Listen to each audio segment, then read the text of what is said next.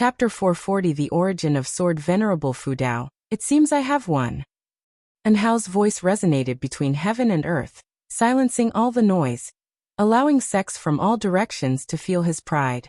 A Nirvana victor over a loose immortal, such a record was a marvel and shock throughout ancient and modern times. Looking at the peerless and Hao, Wu Ju felt that he still shouldn't test him.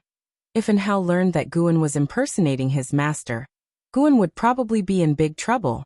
Such a domineering divine flame, the flame primordial treasure body is truly powerful. How do I feel that he is even stronger than the treasure body? Our vast energy Taoist sect also has geniuses with treasure bodies, but none as dominant as him. His divine skills just now were no small matter. He could actually mobilize the heaven and earth rules, which is also why he was able to defeat the loose immortal. No wonder the immortal dynasty could recruit him. Such talent truly surpasses the immortal spirit. Cultivators from all sects talked amongst themselves, but Hao did not pay attention. He raised his right hand, threw an elixir, and it plummeted into the rolling dust below. Immediately after, he turned and flew in a certain direction. Great cultivators, led by the Supreme Sect, immediately ordered a pursuit of Hao. Wu Ju, having no time to ponder, hurriedly caught up with the group. Half an hour later, in the mountains and fields, Hao and the high-ranking members of the Supreme Sect stood beside a stream, talking and laughing heartily, while Wu Ju stood not far away, envying the scene before him. Without Hao, he would be the one everyone looked up to, the future of the Supreme Sect. But with Hao present, he was no different from the other ordinary disciples. No one paid him any attention anymore. Vice Sect leader Jihan Tian looked at Hao and said with a smile, "We are most comforted by your achievement today. You carry the hope for the rise of the Supreme Sect. Even when you're away, the disciples in the sect will inquire about your whereabouts. You have become the hope that the juniors chase." Hearing this, Hao smiled even more, and faced with such words, he chose to be humble. He had quite a fondness for the Supreme Sect. As in the early stage of his immortal cultivation life, the Supreme Sect had given him considerable help. Most importantly, his master and junior sister were in the Supreme Sect, and just by that fact alone, it was impossible for him to leave the Supreme Sect. Just as they were exchanging pleasantries, an immense sword intent descended, making everyone feel as if their throats were being choked, cutting off all speech. Hao looked up, his eyebrows furrowed, a wariness apparent in his eyes. A whooshing sound descended from the sky. Clang! A sword fell from the sky, landing in front of Hao. Stones shattered and flew off, and the cultivators from the Supreme Sect retreated in shock, while Hao remained as steady as Mount Tai, unmoved. The sword that was planted in the ground trembled non-stop, the blade vibrating to form afterimages. Before the cultivators of the Supreme Sect could speak, a figure descended from the sky, landing precisely on the hilt of the sword. It was Zhu Luo Sword Monarch. Hao looked up at Zhu Luo Sword Monarch before him, his eyes filled with confusion but no fear. Zhu Luo Sword Monarch ignored everyone else, his gaze fixed on Hao, burning with intensity as if he were looking at a rare treasure. "Who are you? What do you want?"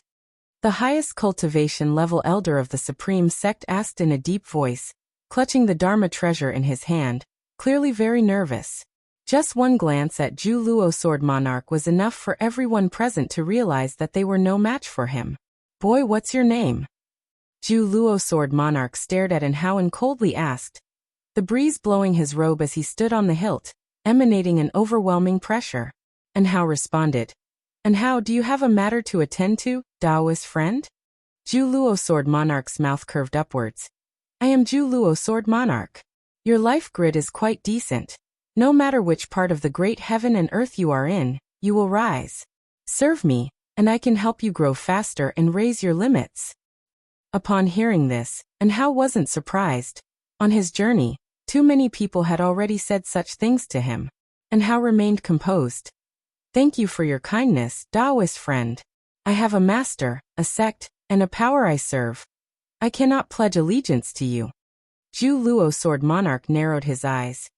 "Do you know how high my cultivation level is?" Hao shook his head slightly while the others were extremely nervous, sensing that the situation was far from over. Zhu Luo Sword Monarch raised his right hand, and sword chi surged from his palm. Even though it was just a thread, the implied sword intent left everyone feeling cold. I am a free immortal, which is what you call the 9th level of the immortal path. The strongest of your great heaven and earth, the Shangtian, is also a free immortal, just stepping into the reincarnation tribulation. While I have reached the end of the reincarnation tribulation, just one step away from breaking through to a higher realm. At that time, with just a thought, I could obliterate the entire great heavenly spirit land. While declaring this, Zhu Luo Sword Monarch wore a defiant smile. He seemed eager to see An Hao's reaction upon knowing his power. An Hao's expression indeed changed unnaturally. He knew of the free immortal, that was the realm of the Yangxian Emperor, but from Zhu Luo Sword Monarch's words, the Yangxian Emperor had only entered the threshold of the free immortal realm, whereas Zhu Luo Sword Monarch had reached the pinnacle of the free immortal realm. The cultivators from Supreme Sect were all showing expressions of disbelief. How could they have come across a being more powerful than Xingtian? Zhu Luo Sword Monarch's arrogance was overflowing, making people feel that he wasn't spouting empty words. What about it? Will you take back what you said just now? Zhu Luo Sword Monarch stared at An Hao with a mocking smile. An Hao replied, Senior is indeed formidable, but if I were to serve you just because you are stronger, and then tomorrow I meet someone stronger than you, wouldn't I have to betray you too? Addressing the other as senior was already the limit of respect An Hao was willing to give. He was indeed shocked by Zhu Luo Sword Monarch's cultivation level, but did not believe that Zhu Luo Sword Monarch was the strongest in the world. The strongest person could only be his teacher. Zhu Luo Sword Monarch, upon hearing An Hao's refusal, showed a displeased look, but he also felt that what An Hao said was reasonable, and his appreciation for An Hao grew stronger. Who is your teacher? If I ask him to give you to me, will you no longer refuse? Zhu Luo Sword Monarch asked. At these words, the expressions of the cultivators from Supreme Sect became strange. Although they were shocked by Zhu Luo Sword Monarch's power, they also believed in their hearts that Sword Venerable Fudao was the strongest. Otherwise, how could the immortal dynasty lay aside their hatred? And why would the Holy Court come forward with flattery to win over Sword Venerable Fudao? An Hao frowned. He did not believe that Zhu Luo Sword Monarch could threaten his teacher, but he feared causing trouble for his master. If you don't tell me, I can calculate it myself. Zhu Luo Sword Monarch huffed, and then started to calculate by using his fingers. He can calculate it. An Hao's expression clearly changed, and the cultivators of Supreme Sect were also frightened by such means. Wu Ju had been silent, but hearing this, he suddenly grew worried for Guan.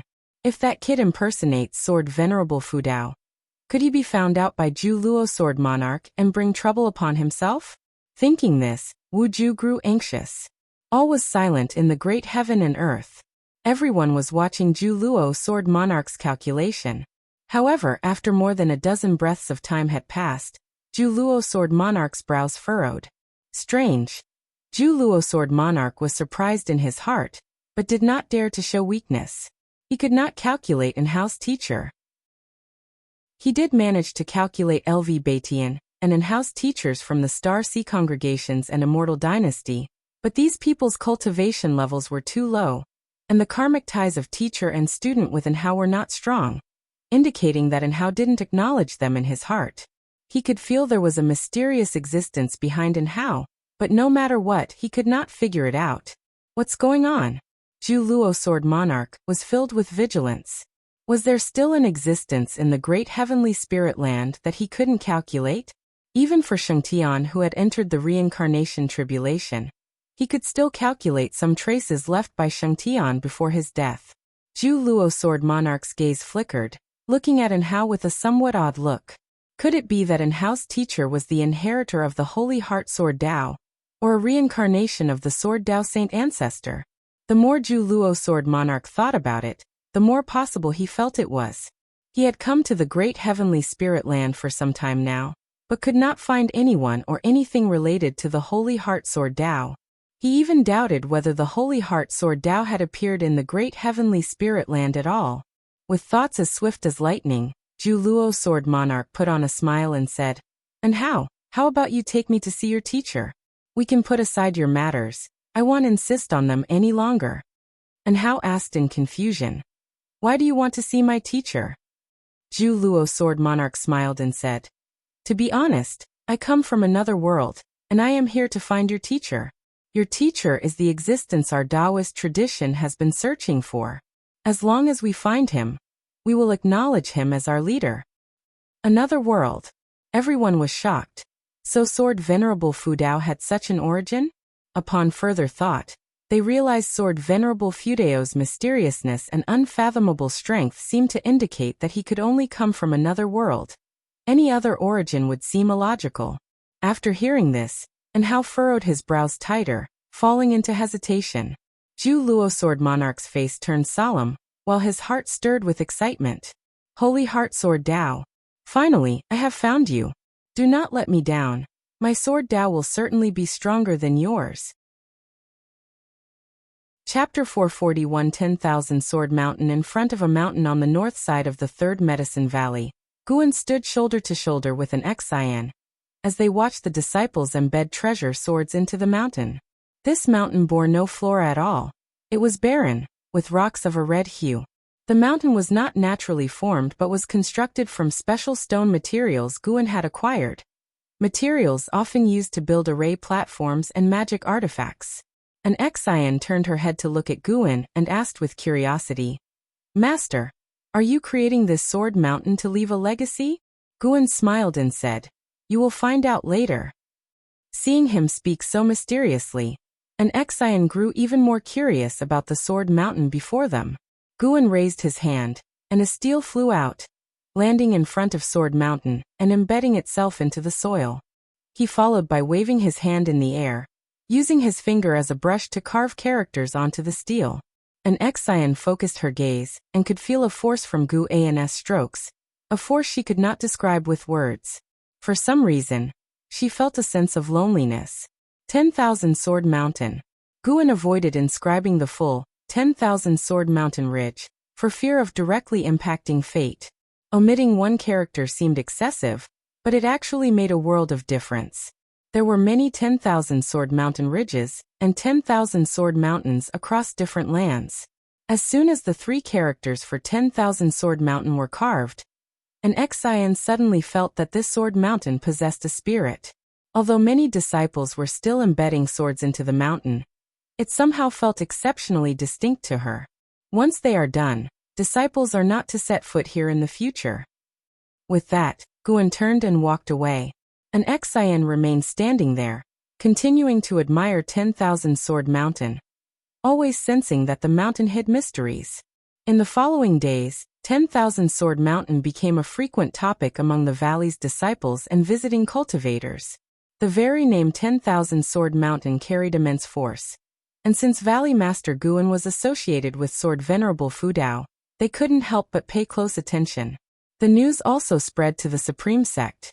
Since Guan had claimed he was Sword Venerable Fudao, his fame had skyrocketed, and the major families had even investigated him. Pan's true identity could no longer be concealed. Since Pan was him, it led the major families to encourage their disciples to study Investiture of the Gods, Journey to the West, and Romance of the Three Kingdoms. They felt Sword Venerable Fudao must have wanted to convey something through Pan. Even if they overthought it, being familiar with Pan's books would give them something to talk about when facing Sword Venerable Fudao in the future. It could do no harm. One day at noon, outside the Supreme Sect, and Hao, accompanied by Zhu Luo Sword Monarch, emerged from the forest. He turned his head to Zhu Luo Sword Monarch and said, "I only know my master is in the Supreme Sect, but I don't know exactly who he is. If he wants to meet you, he will seek you out. Remember, do not harm the disciples within the sect." Zhu Luo Sword Monarch snorted. "As the Sword Lord of Dahong Sword Heaven, would I harm mortal spirits?" He transformed into a streak of sword light, and soared towards the Supreme Sect. And Hao followed to catch up but had already lost track of Zhu Luo Sword Monarch's presence. Thus, and Hao decided to first visit an Xian at the Third Medicine Valley. Half a column of incense later, and Hao landed on a mountain peak, from where he could oversee the entire Third Medicine Valley. Compared to many years ago, the Third Medicine Valley had become more prosperous and impressive. Each surrounding mountain was equipped with formations, and he could see the figures of valley disciples laboring and practicing. Things truly change, but people pass away. And Hao murmured to himself, his tone filled with lamentation. He suddenly felt anxious, fearing that an Exian was no longer there. He was about to jump down when a noise from beside him caught his attention. Glancing over, he saw a man and a mouse running toward him. He remembered that mouse. It was Guan's white spirit rat. The supreme sect had many, but he had never seen any as plump as Guan's, which is why he remembered it. Behind the white spirit rat came a strapping young man. Upon seeing the newcomer, and Hao couldn't help but raise his eyebrows. This fellow looked a bit like Guan, which made him slightly bewildered. Most importantly, this youth had not a trace of spiritual power, but his physical prowess was astonishingly strong. And Hao even felt that the youth possessed the physical prowess of the Nirvana realm. And Hao became interested in Longqing. He didn't mind the white spirit rat running past him, his gaze fixed on Longqing. Suddenly, the white spirit rat stopped, turned its head to look at Hao. Its eyes filled with suspicion. It felt as if it had seen this person somewhere before. Notice taken of Hao's gaze, Longqing involuntarily slowed his steps. In the presence of others, he needed to maintain dignity, and couldn't disgrace the Third Medicine Valley. When he reached Hao, Longqing bowed with a clasped fist and said with a smile, "I am Longqing, a disciple of the Third Medicine Valley. May I know your respected name? And are you seeking entry into the Third Medicine Valley?" Nowadays, the Third Medicine Valley held a high reputation within the Supreme Sect, and even as a servant disciple, one could face anyone confidently. And Hao sized up Longqing and asked, "What is your relationship with Guan?" Hearing the direct mention of his master's name and recognizing the extraordinary demeanor, Longqing guessed that Hao's relationship with his master was not shallow. So he replied, "He is my master. Are you looking for him? He just left today and should be back by evening. Shall I lead you into the valley?" "Master? Why do I feel like you're his descendant?" And Hao chuckled. Upon hearing this, Longqing wasn't angry since many people had said the same, and he had doubted it himself. However, Guan had refuted any blood relation between them, and ultimately, Longqing attributed it to being heavily influenced by his master in manner and temperament over time. Longqing shook his head and said, "I am not, though I wish it were so." And Hao did not press further, nor did he mind the trace of melancholy in his tone. And Hao smiled and said, "Throw a punch at me. If you manage to hurt me, I will pass you divine skills that require no spiritual power to wield." "Is that really a good idea?" Longqing frowned. "Divine skills? Do you take me for just another master?" He had already learned divine skills from Shinshinzi, but in his opinion, they weren't all that impressive. And Hao raised a hand, his face challenging as he taunted, "Aren't you afraid? With such a strong physique, but too scared to strike, aren't you failing to appreciate the gift given to you by the heavens?" At these words, Longqing's temper flared. He lifted his right hand, slowly clenched it into a fist, a visible force enveloping his fist, his robe billowing and hair dancing as his aura abruptly transformed. His expression turned stern, making Hao feel he resembled Guan even more. Longqing said coldly, "If I end up crippling you, you'd better not regret it." And Hao proudly laughed. "Thinking of crippling me? Even if you trained for another 100,000 years, you couldn't." A cold glint flashed in Longqing's eyes as he suddenly stepped forward. His right fist held back while his body poised as though drawing a bow, unleashing the punch from his waist with all his bodily strength channeled into his fist. He could sense Hao's strength. Not wanting to lose face, he naturally gave it his all. His punch sounded out like a rumble of thunder, startling the Medicine Valley disciples in the distance. Whether on the mountain or in the valley, they turned their heads towards the source of the noise.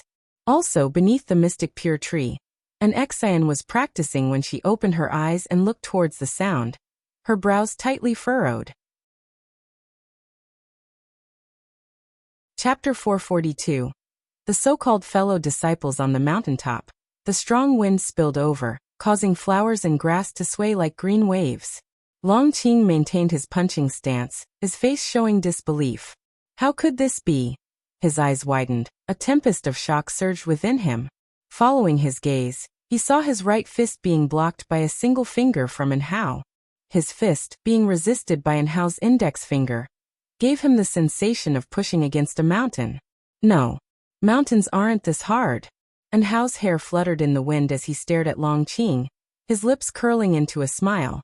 Not a bad reaction, but it seems you haven't fully mastered your power, or rather, you don't really know the kind of power you possess at the moment.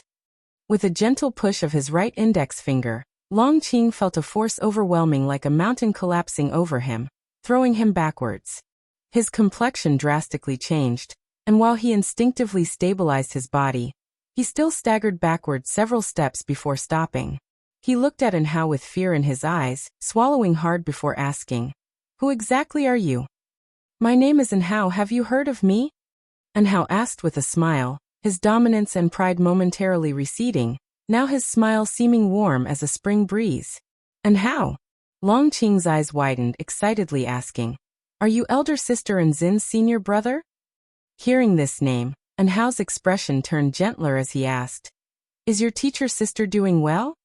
He hadn't used his divine sense to probe the Third Medicine Valley, partly for fear of being rude and partly because he was somewhat nervous inside. Of course, she is the leading disciple of the Third Medicine Valley. How could she not be doing well? Long Qing, knowing An Hao's identity, suddenly felt a sense of closeness. Although an Exian was his teacher sister, she was like a mother to him in his heart, since he had been raised by an Exian, and Yu Yingying since he was young. He often heard an Exian mention An Hao, naturally forming a close and curious impression of him. Hearing this, An Hao completely relaxed and then asked Long Qing to take him to see an Exian. Long Qing was very curious about him. As the two walked towards the valley, they chatted, mostly with Long Qing asking and An Hao answering. An Hao quite liked Long Qing. He couldn't quite say why. Perhaps it was Long Qing's strong physique that sparked anticipation. "Why does your Medicine Valley have so many great cultivators?" An Hao suddenly asked. He even sensed the presence of those from the Immortal Path realm, which piqued his curiosity. Long Qing mysteriously said, "Haven't you heard? My master is Sword Venerable Fudao." Hearing this, An Hao was taken aback, asking in surprise, "You have two masters?" "No, it's my master Guan, he is Sword Venerable Fudao." Long Qing hurriedly explained, knowing what he should say and what he shouldn't. Anything publicly said by Guan, he could repeat. "Guan is Sword Venerable Fudao? How is that possible?" An Hao frowned. He couldn't forget his first encounter with Guan. Both were very young back then. How could Guan possibly be his master? His first reaction was that there must be some misunderstanding, given that no one in the Supreme Sect would dare impersonate Sword Venerable Fudao. My master admitted it himself, and Sword Venerable Fudao hasn't challenged him, so isn't he Sword Venerable Fudao? Long Qing explained. He was unaware of the relationship between An Hao and Sword Venerable Fudao. Too much time had passed, and only a few knew of their relationship. Long Qing, having spent years in the Third Medicine Valley and an Exian deliberately not mentioning it, those great cultivators had no interest in gossip, so he was also none the wiser. Admitted it himself? An Hao's brows furrowed tighter, feeling quite uneasy. What did Guan mean by this? Trying to take advantage of him? An Hao decided he needed to have a good talk with Guan, as some matters must not be carelessly touched. Half a stick of incense later, an Exian led An Hao into the house, shut the door, and asked him to have a seat. Then she began to brew tea. "Elder brother, I thought you had forgotten about me," an Exian said jokingly as she walked to the table with the teapot. An Hao, who was looking around the room, replied awkwardly, "How could I forget you? Whenever I have time, I come back to see you." An Exian laughed heartily. "You can even forget your own wife and children. Forgetting me wouldn't be strange." Guan became more embarrassed. He coughed lightly and said, "My aspiration is to travel the world. I cannot stay with them. If I maintain relations, it would only bring them trouble." An Exian did not speak of the An family's encounters, reasoning that if Guan cared, he would visit on his own, and if he did not, speaking of it held no meaning. Moreover, as long as Guan remained, the An family had already received his care, and they would no longer face significant troubles. Thinking of this, an Exian suddenly felt that although Guan was strong, There was still much he could learn about being a person from his master. Just like romantic attachments, the master would not decide lightly, but he would take care of those who had good relations with him. Guan didn't know what she was thinking. After expressing concern for a few moments, he asked the question he most wanted to ask. I heard that Guan calls himself Sword Venerable Fudao? What's that about? How dare he? An Xian heard this, widened her beautiful eyes and huffed. What? He's not worthy. It's not that. Sword Venerable Fudao is our master. Guan grew anxious, a side of him that only showed in front of an Xian. An Xian followed saying, he is my master too, I have 2 masters. It's not the same. Guan frowned, unsure how to explain. An Xian said, perhaps Sword Venerable Fudao truly is him, and our original master isn't him. Has the master, as Sword Venerable Fudao, ever met you? Could it be he also received guidance from our first master? Or maybe they have a common master. That's why they both can perform the Demon Shadow divine skill. Having been with Guan for a long time, she too had become crafty, thinking of continuing to confound Guan. So fun. Guan hesitated and said, you mean we might actually be fellow disciples? Who knows, he calls himself Sword Venerable Fudao and hasn't run into trouble. An Xian shrugged. More than that, she was curious about how strong Guan was. She felt a competitive spirit rising within her now. Guan, after hearing this, pondered thoughtfully, thinking that Guan might truly be Sword Venerable Fudao, and his master hadn't clarified this matter. He felt uneasy. No way, he had to find Guan personally. If the master wasn't Sword Venerable Fudao, why wouldn't he explain? Could it be he was helping Sword Venerable Fudao pose? Could this mean that in the master's eyes, Guan was more important? Guan's thoughts were in turmoil. He hadn't felt so perturbed for a long time.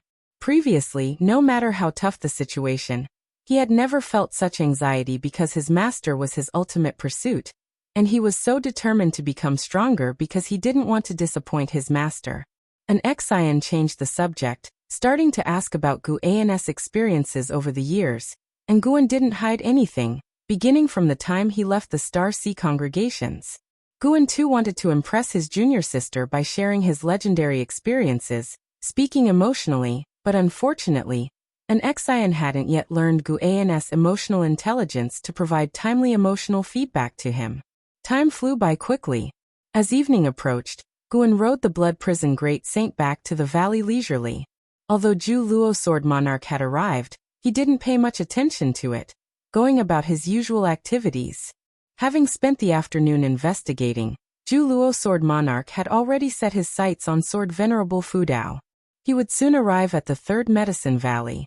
Guan could sense a strong intent to battle hidden within Zhu Luo Sword Monarch's sword intent, an indication that Zhu Luo Sword Monarch was harboring ill intentions.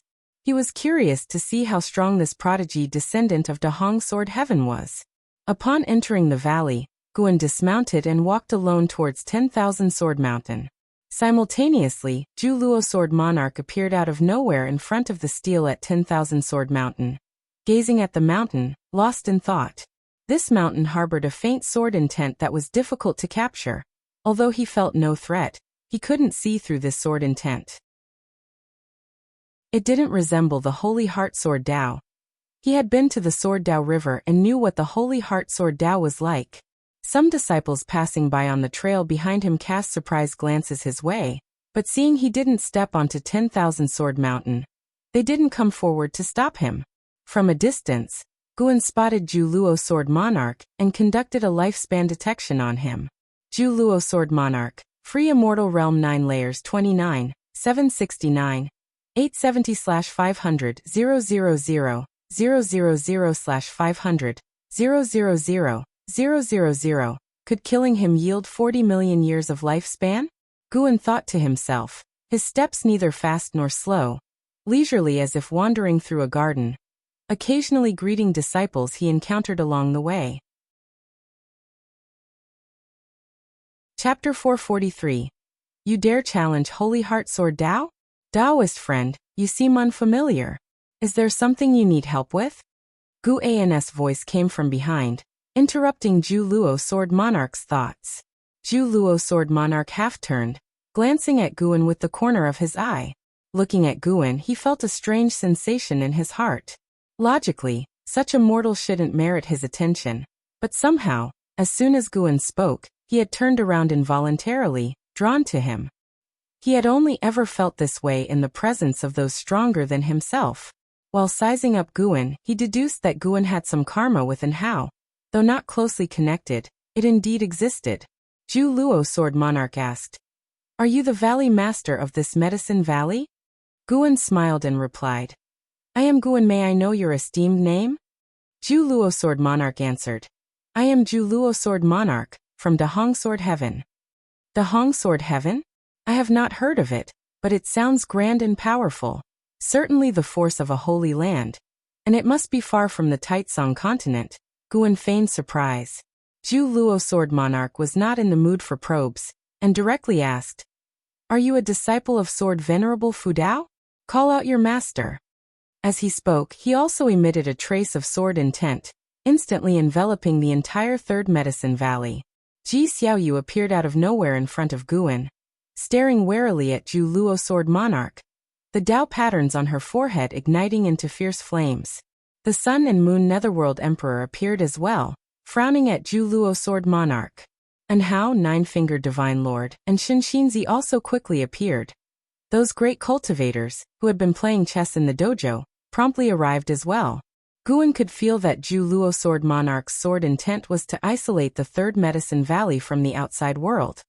Was he intending to create a battlefield? And Hao stared at Zhu Luo Sword Monarch, asking in a deep voice, "Senior, what are you trying to do?" An Xian swiftly ran over, curiously looking at Zhu Luo Sword Monarch. Her eyes filled only with anticipation.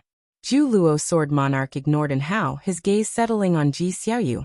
He squinted and said, "Yin Yang 4 Emperors, long time no see, Reincarnation Path Emperor. I didn't expect you to undergo reincarnation tribulation here."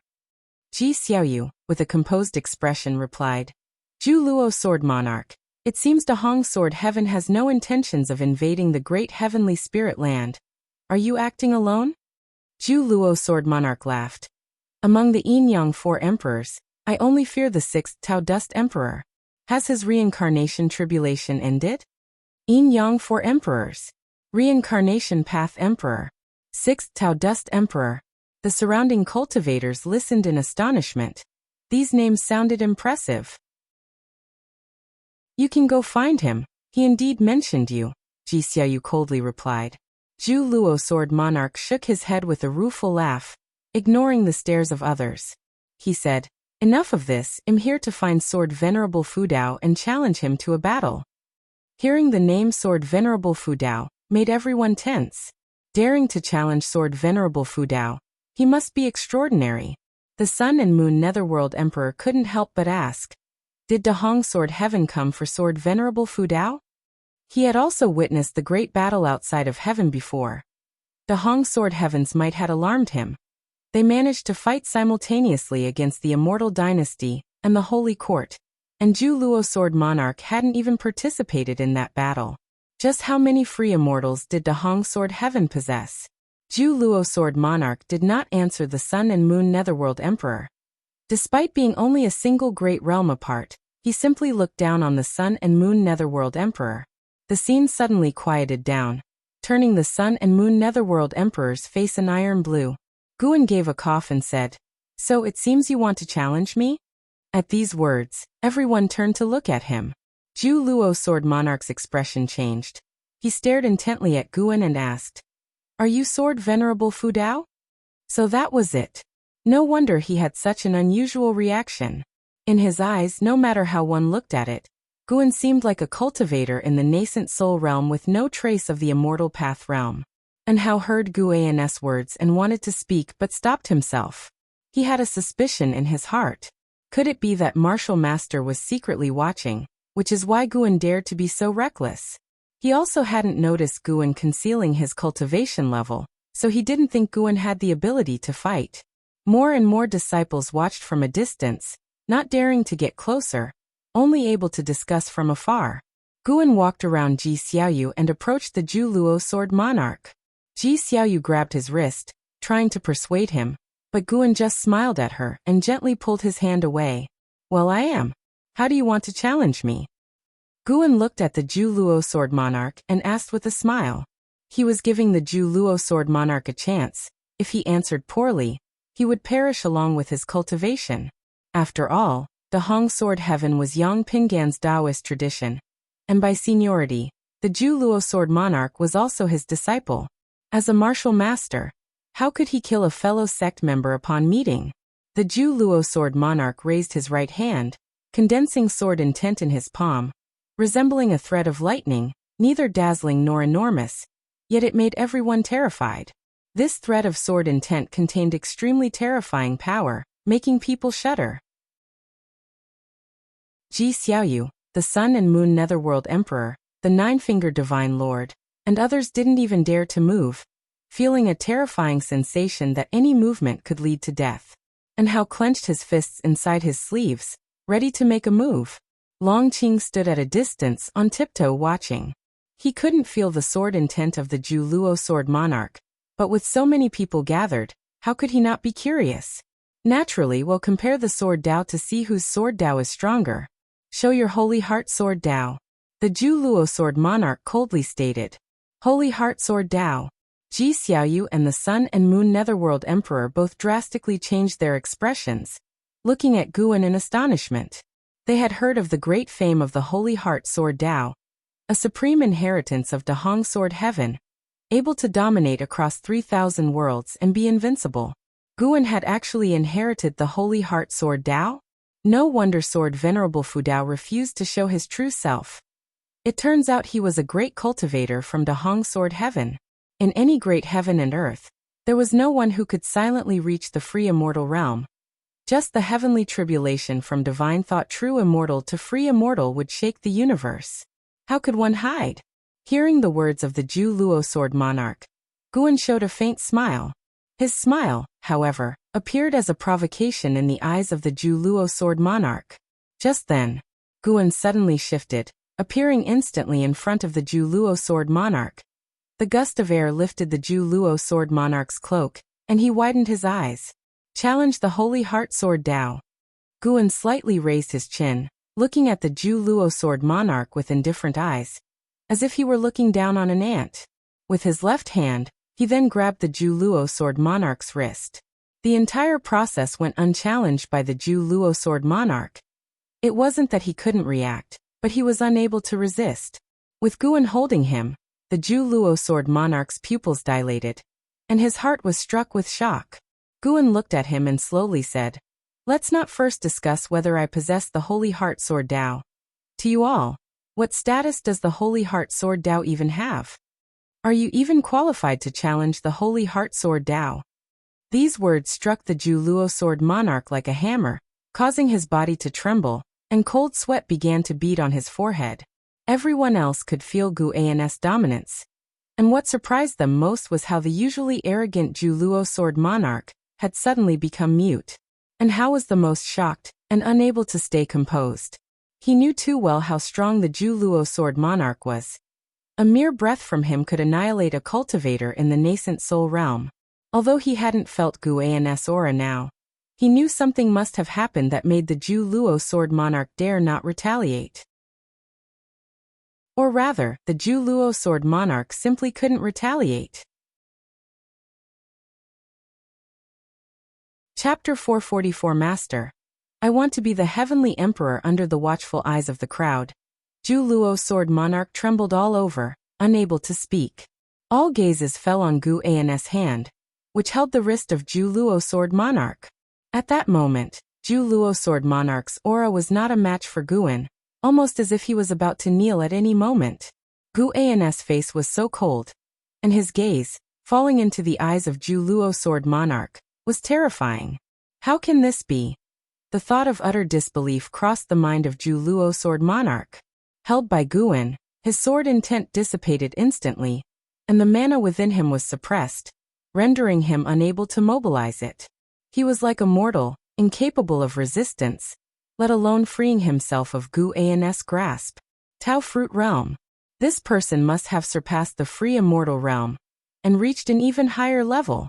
Despite Zhu Luo Sword Monarch's claim to have reached the end of the reincarnation tribulation, in reality, he had yet to find his breakthrough opportunity.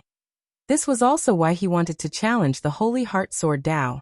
He hoped to break his own limits through the swordsmanship exchange.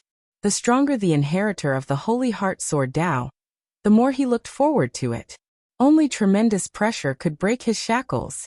Guan stared at him and asked, "Now tell me, do you still want to challenge me?" Zhu Luo Sword Monarch clenched his teeth, attempting to speak, but he lacked the courage to voice his words. For him to bow his head was harder than death. Damn it! Why was the gap so vast?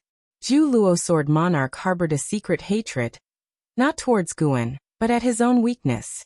With such a vast difference in strength, his challenge to Guan seemed absurd. He despised those who were weak yet acted arrogantly, and now he was the very person he loathed the most. Zhu Luo Sword Monarch was extremely frustrated. He roared inwardly, wanting his sword Dao to break free.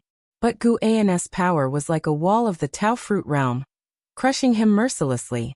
No matter how furious, he couldn't shake it. For a moment, the atmosphere was tense.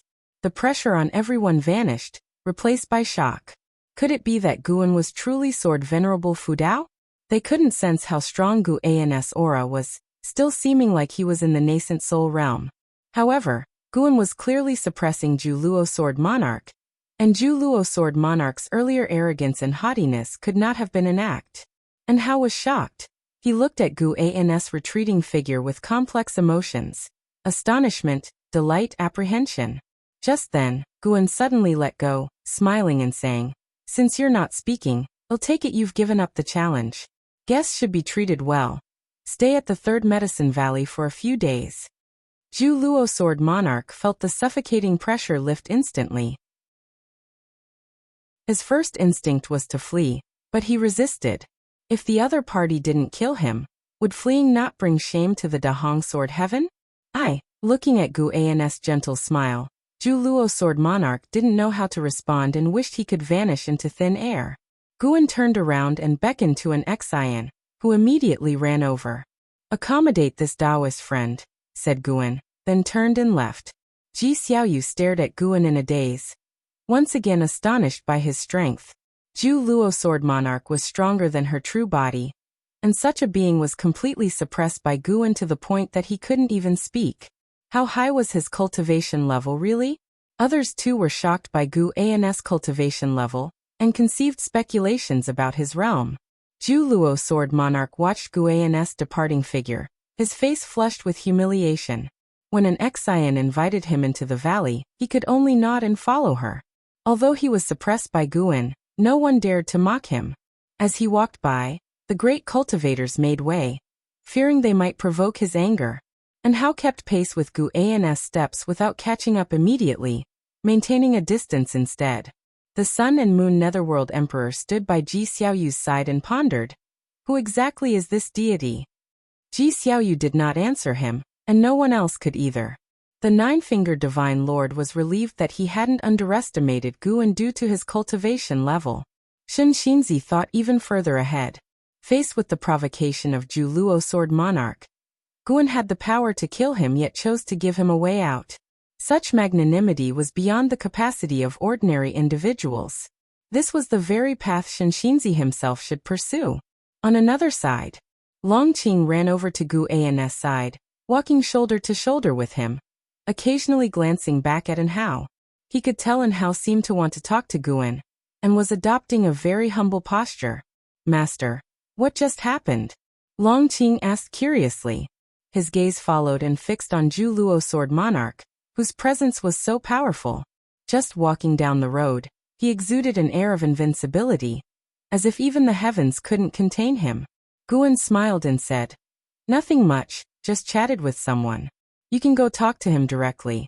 He is a senior after all. Remember not to forget your manners." Hearing Gu An's words, Longqing really did want to go meet with Zhu Luo Sword Monarch. After a while, Guan went upstairs alone, and Hao stayed at the bottom of the loft, hesitating for a moment before he also went upstairs.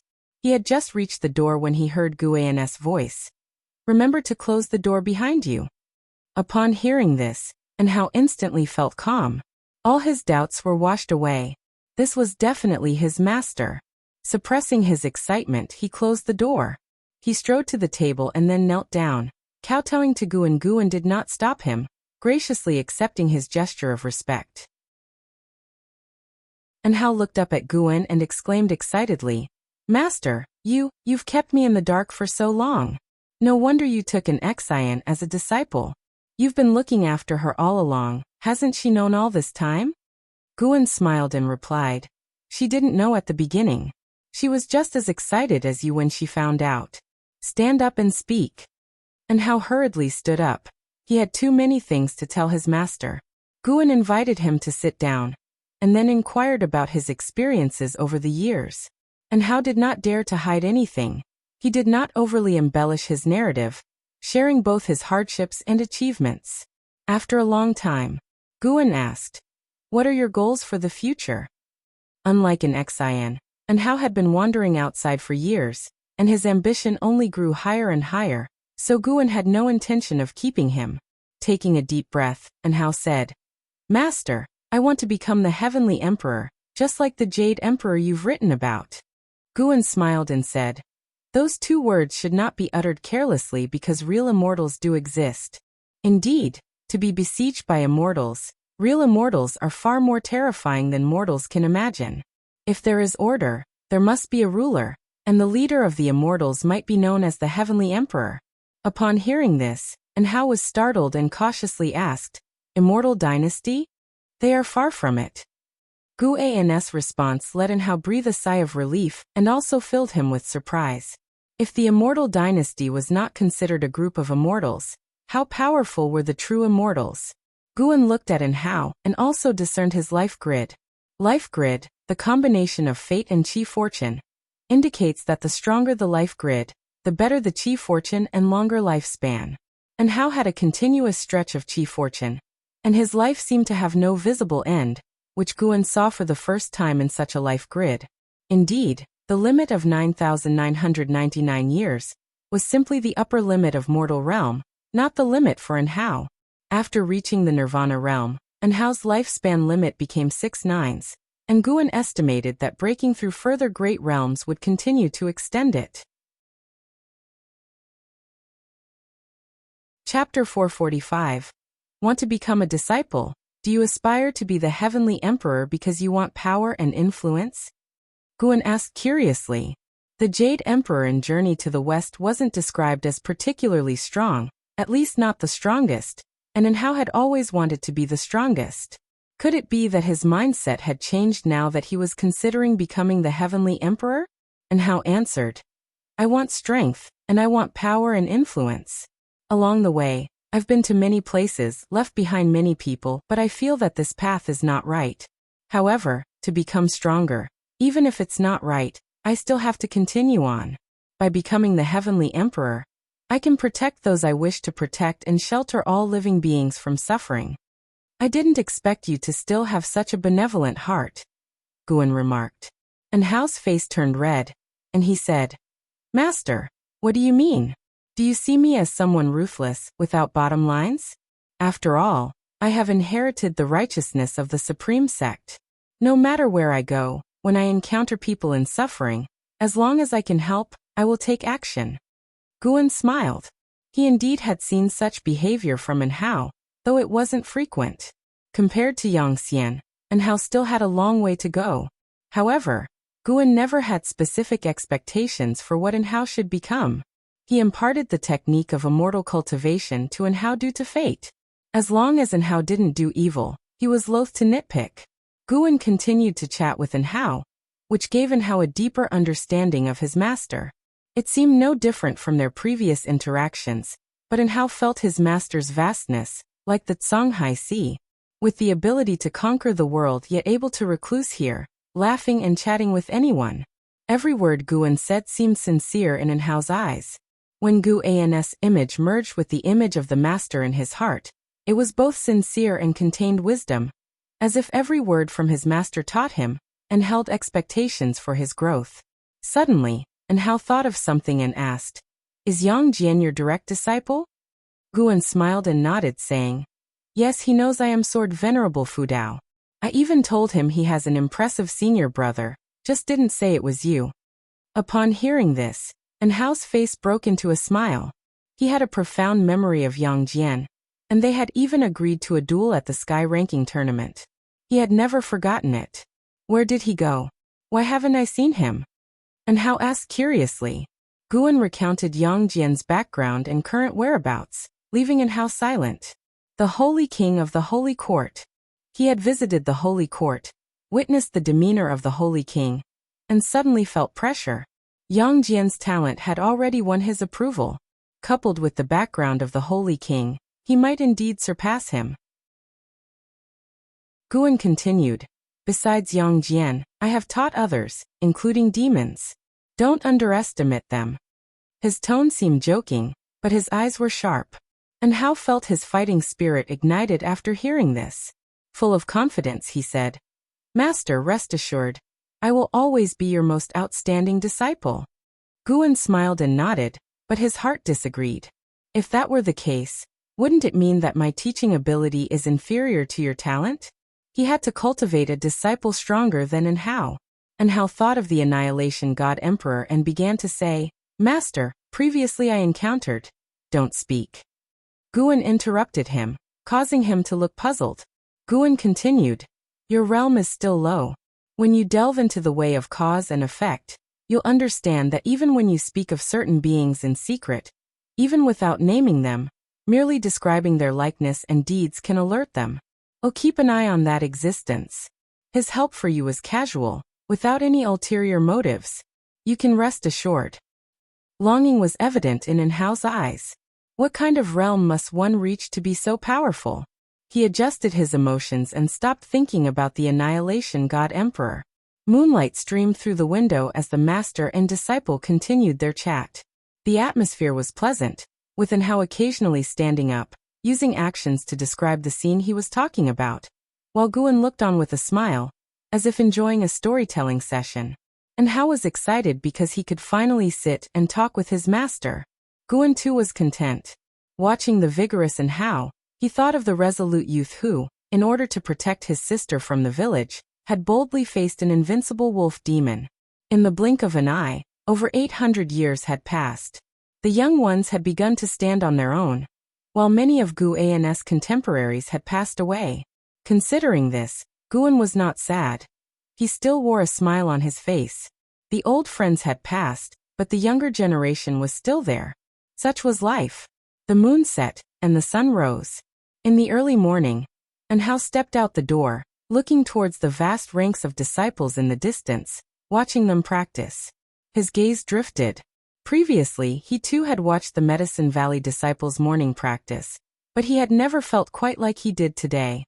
He realized that the movements of the Medicine Valley disciples carried a profound mystery, truly worthy of being the body-strengthening method created by his master, embodying the simplicity of the Great Path. Guan stepped out of the house, standing behind him and looking towards the distant spectacle of the practice. Over 4,000 people practicing together was stirring the spiritual energy in the valley, a magnificent sight. "Hurry up! What are you looking at?" Guan urged. Coming to his senses, Hao turned back with a smile, and then started walking down the stairs. Reaching the corner of the staircase, he turned his head toward Guan and asked, "What kind of person do you hope I will become?" Guan glanced at him and then looked up to the east, saying, "I hope you become like that proud sun, radiant and shining. Even if you fall into the lowest valleys, you always rise up, climbing to a height that all living beings find unreachable." After hearing this, Hao unconsciously looked towards the rising sun on the horizon. His smile faded, his expression turning serious. Chapter 445. Want to become a disciple _2? I will, I definitely will. Hao said determinedly, then turned his head and continued down the stairs. Guan didn't see him off. Instead, he kept looking toward the east. The morning sun rose, streaking across the sky, only to be chased down by darkness again.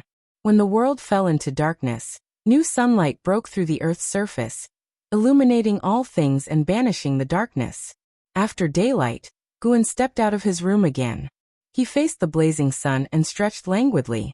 The first day after 1,000 years seems no different than the rest, Guan said with a smile, talking to himself. Today he turned 1,000 years old.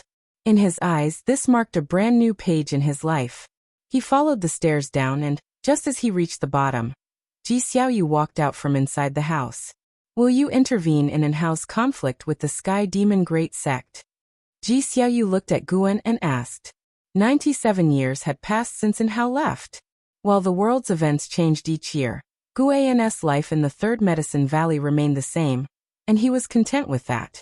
Guan casually replied. Why intervene? I'm just an ordinary cultivator who loves to garden. I have no wish to get entangled in trouble.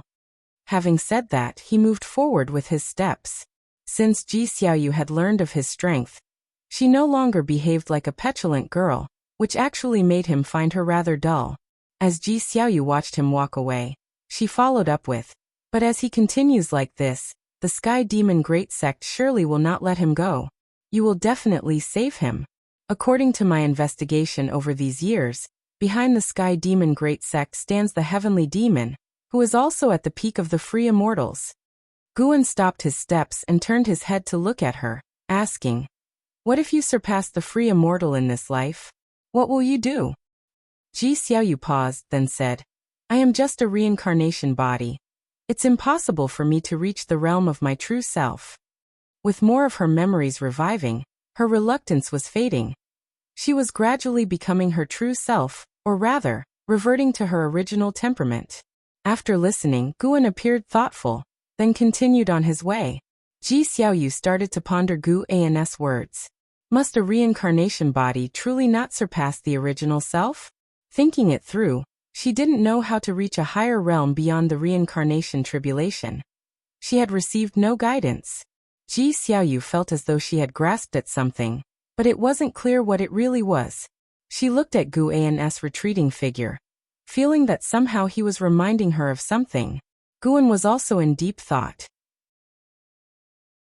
Within the lifespan samsara, Long Zhan had once surpassed him, and he believed that a reincarnation body could possibly surpass the original self. His curiosity aroused.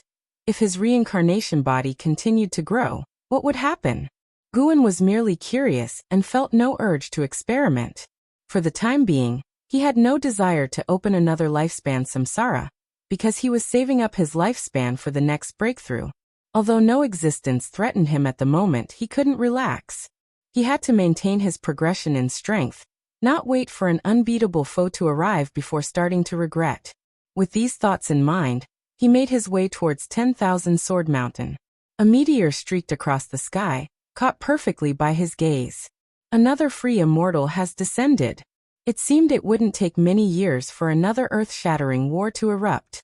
But there had been many such wars in recent years, with high-level beings fighting outside of heaven, clearly all fearing they might shatter the great heavenly spirit land. Guan's gaze then shifted towards the depths of the cosmos. The Black City, created by the Annihilation God Emperor, was still devouring Tao's spiritual energy, and Guan could sense a faint power gathering inside it. The Annihilation God Emperor seemed to be refining some kind of supreme treasure, but it was unknown whether it was an Immortal Path supreme treasure. Was he trying to force Longqing out by using this treasure? Guan pondered curiously in his heart. He wasn't in a hurry at all. As long as the true form of the Annihilation God Emperor didn't appear, he felt no fear. For Guan, time was even more important. He made his way to Sword Mountain, where treasure swords covered the mountain, reflecting sharp sword lights under the sunlight. Stepping up the mountain, he touched every sword hilt along his path, infusing each with the sword intent of different swordsmanship. The swords he touched would instantly lose their luster, seeming to lose their spirit, but in reality, they were being nurtured by the sword intent, with the underground spiritual energy altering the essence of the swords. After a while, Guan reached the mountain peak. Looking down upon all the swords, his figure was noticed by Zhu Luo Sword Monarch, who was under a distant tree. Since coming to Third Medicine Valley, Zhu Luo Sword Monarch had not left. He acted properly, no longer arrogant and imposing. He wanted to understand Guan. Although Guan didn't acknowledge that he had inherited the Holy Heart Sword Dao, Instinct told the sword monarch that Guan must be connected to it. Perhaps it was because of the relationship between the Holy Heart Sword Dao and Dahong Sword Heaven that Guan had spared him. Putting himself in Gu An's shoes, the way he had previously addressed Guan was enough to warrant death 10,000 times over. It was precisely because he understood this that he acted so properly, and would occasionally give pointers to the disciples in the valley. A figure rode a sword through the air, landing beside Zhu Luo Sword Monarch. This was a man in blue attire, holding a treasure sword. He saluted Zhu Luo Sword Monarch saying, "Senior, I have learned the swordsmanship you taught me." The standoff between Guan and Zhu Luo Sword Monarch had not spread. Firstly, because the Sword Monarch had isolated Third Medicine Valley with his sword intent at the time, and secondly, since the Supreme Sect saw that Guan didn't kill Zhu Luo Sword Monarch, they thought to win him over. This was a being of the 9 heavens of the immortal path. And if they could successfully win him over, the Supreme Sect could leap to become a powerful force under heaven. The blue-attired man was Sujia, the disciple with the strongest talent in the history of Third Medicine Valley. Sujia had heard from LV Batian that a powerful sword cultivator had appeared in Third Medicine Valley.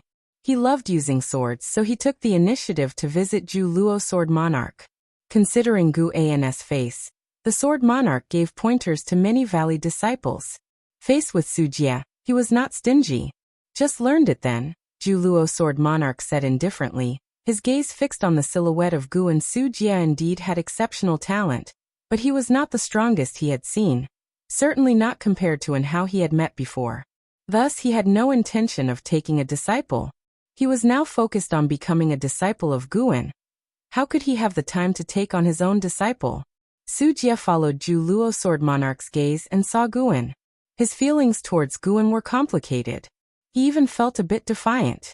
He believed his own talent was strong, even comparable to Hao, but during his time in Third Medicine Valley, he didn't receive special attention from Guan. He felt overlooked. Of course, he still had fond feelings for Third Medicine Valley. Although Guan hadn't given him special treatment, he was kind to him. He didn't dislike Guan. He just wanted to prove himself to Guan. More than 90 years ago, he had witnessed Hao's strength. This was why he was so eager to seek out Zhu Luo Sword Monarch. Catching up to Hao was not going to be easy. Sujia turned back to Zhu Luo Sword Monarch, asking, "Senior, wouldn't you like to see my swordsmanship?" Zhu Luo Sword Monarch replied impatiently, "Not interested." Upon hearing this, Sujia's expression became unnatural. Suddenly, the Sword Monarch remembered the Valley disciple's assessment of Sujia. He was the pride of Third Medicine Valley. Guan must be paying attention to him too. No, he couldn't offend Guan. He still wished to become his disciple. Zhu Luo Sword Monarch looked at Sujia and began to scrutinize him. Chapter 446. Pure Land Under Heaven. Sujia had been feeling quite stifled, but seeing the Zhu Luo Sword Monarch reassessing him, hope rekindled in his heart. "Do you want to learn the most superior swordsmanship?" the Zhu Luo Sword Monarch asked seriously. Upon hearing this, Sujia quickly responded, "Of course I do. Would the senior be willing to teach me?" The Zhu Luo Sword Monarch raised his right hand, and a piece of silvery white jade appeared between his fingers. He tossed the jade to Sujia, who caught it instinctively. "If you can comprehend the swordsmanship contained within this, I will pass on my sword Dao to you.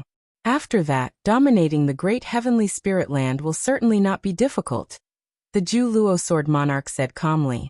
Upon hearing these words, Sujia immediately bent at the waist to bow and thanked the Zhu Luo Sword Monarch. The Zhu Luo Sword Monarch waved his hand, indicating that Sujia could leave. Sujia didn't dare to linger and turned to leave. Yet he couldn't help but glance toward Guan. He wasn't foolish.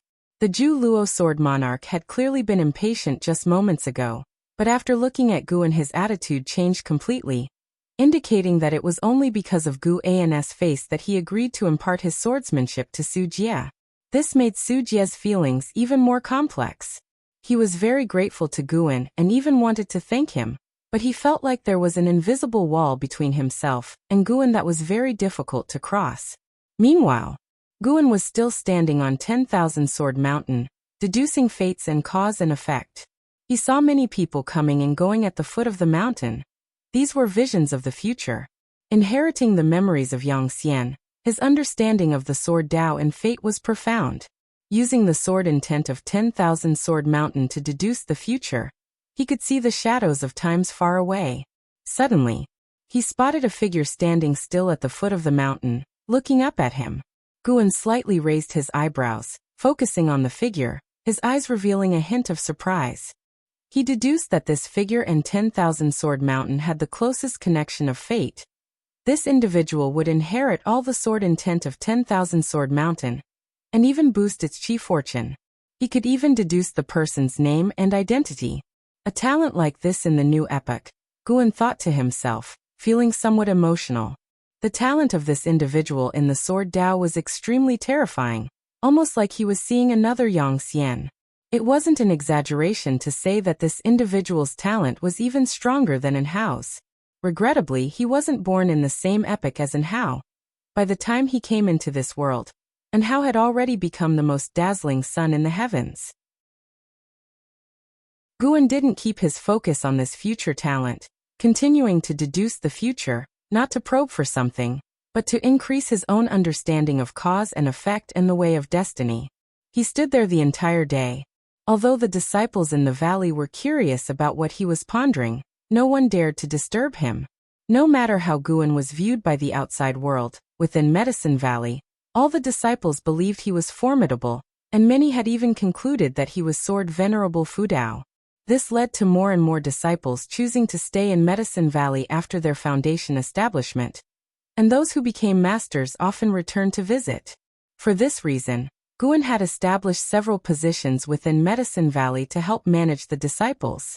And an Xian also delineated several other positions, causing Third Medicine Valley to unavoidably form a hierarchy of power, much like a mini-immortal cultivation world. The next morning, Guan rode the Blood Prison Great Saint to Tianya Valley. Over the years, Tianya Valley had expanded, providing a steady income to Guan's lifespan. The valley also fostered many talented individuals cultivated by Li Xiandao, who had established good relations with Guan. Guan loved to mingle with the talented, and no matter what they played, they would not give up easily after losing, always coming back to challenge Guan. While Guan's outward cultivation level was at the divinity transformation realm, the disciples of Tianya Valley all knew he was very strong. The change in demeanor and appearance enabled Guan to no longer deliberately conceal his strength, though at most he didn't appear overly strong. Currently, his undefeated record in the battles of combat at Tianya Valley made him want to laugh whenever he thought of that prince consort challenging him again. The Blood Prison Great Saint, too, was looking forward to the upcoming battle of Tianya Valley. He also wanted to see those arrogant individuals suffer setbacks. Guan, admiring the scenery along the way, said with a light laugh, "Next spring festival I will unseal you. Are you ready?"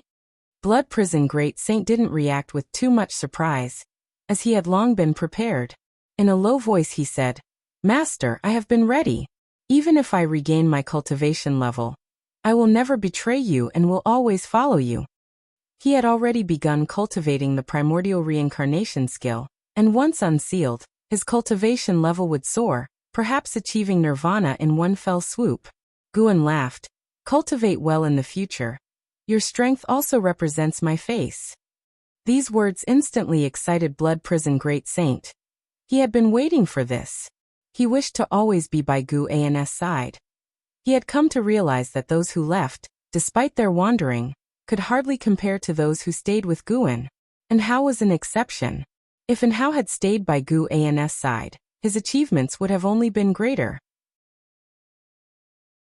And he felt that, in the future, there would definitely be individuals who would appear with even greater talent than Hao.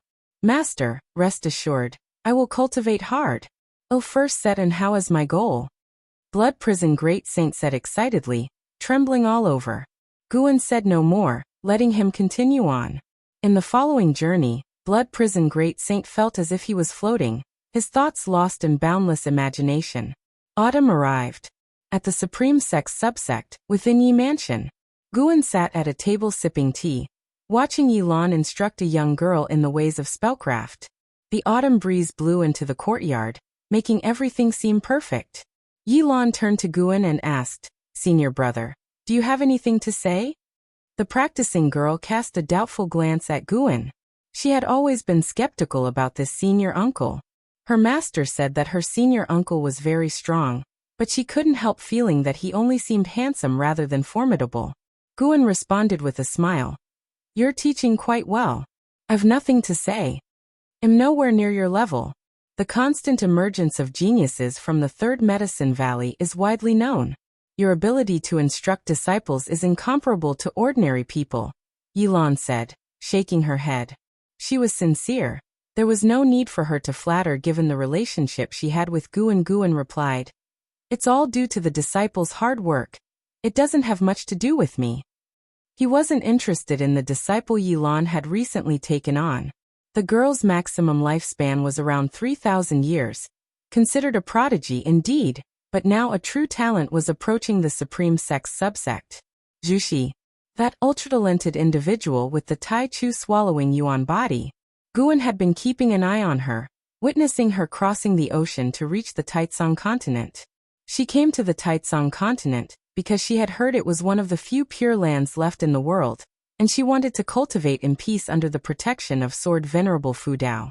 She had previously received the Stepping Path of Ages step from Guan, and now she had made some progress being able to use it in battle.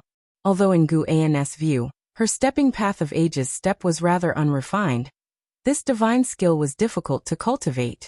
To be able to master it and employ it in combat at less than 600 years of age, her aptitude was definitely terrifying. Hearing Guan's words, Yilan couldn't help but pout.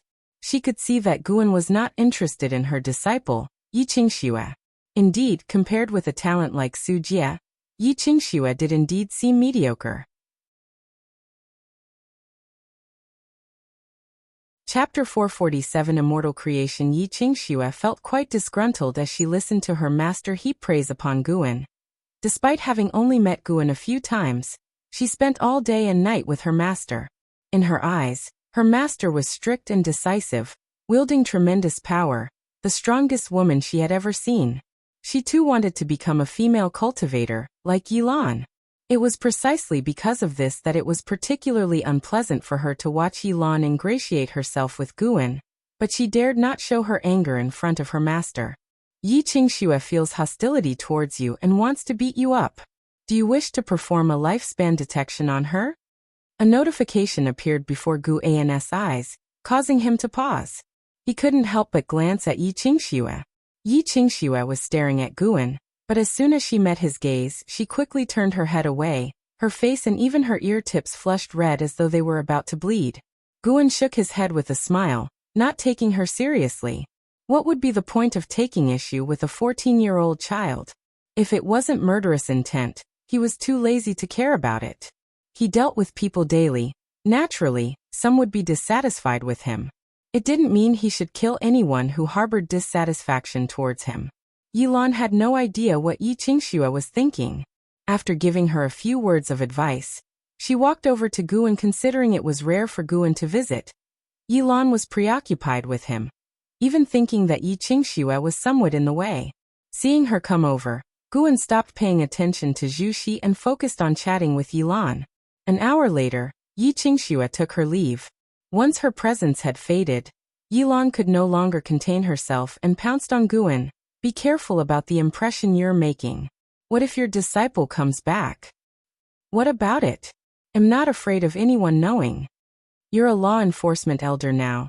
You should be mindful of the impact. If it means losing my position as a law enforcement elder, then so be it. I miss you so much, elder brother. You can't touch there. Elder brother, you smell so good. The autumn wind swept away the dead leaves from the trees. The leaves, once they fell to the ground, seemed unwilling to give up and fluttered in the air, struggling for a long time before finally landing helplessly in the corner of the wall. In a dimly lit grand hall, countless figures were scattered around, humans and demons alike, all wrapped in demonic qi, making for a terrifying sight. All their gazes were fixed forward. On a stone platform suspended a red and purple orb of light, displaying a silhouette. This figure seemed to sit lazily on a throne made of bones, as if in another world. He too was surrounded by demonic qi, covered in thick armor, and at his feet lay a black lion with a ferocious face, 3 tails, each tail ending in a snake's head, hissing with tongues flickering. He was the heavenly demon Great Emperor, the ruler of the heavenly demon clan, and the mastermind behind the sky demon Great Sect. So you're saying, you're also unclear about who's pulling the strings behind the Xianyu divine dynasty? The voice of the heavenly demon Great Emperor emanated from within the orb. His tone was icy cold, quieting every heavenly demon in the hall. The black-robed elder at the forefront spoke up. Your Majesty, the opponent hails from Xianyu, the reincarnation land, and indeed we cannot discern any concrete information from the mortal world. The others concurred.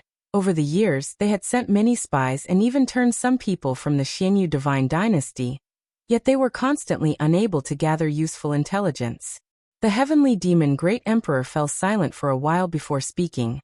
What is the stance of the Xianyu divine dynasty then? A woman in red responded. They wish to gather the souls of the dead.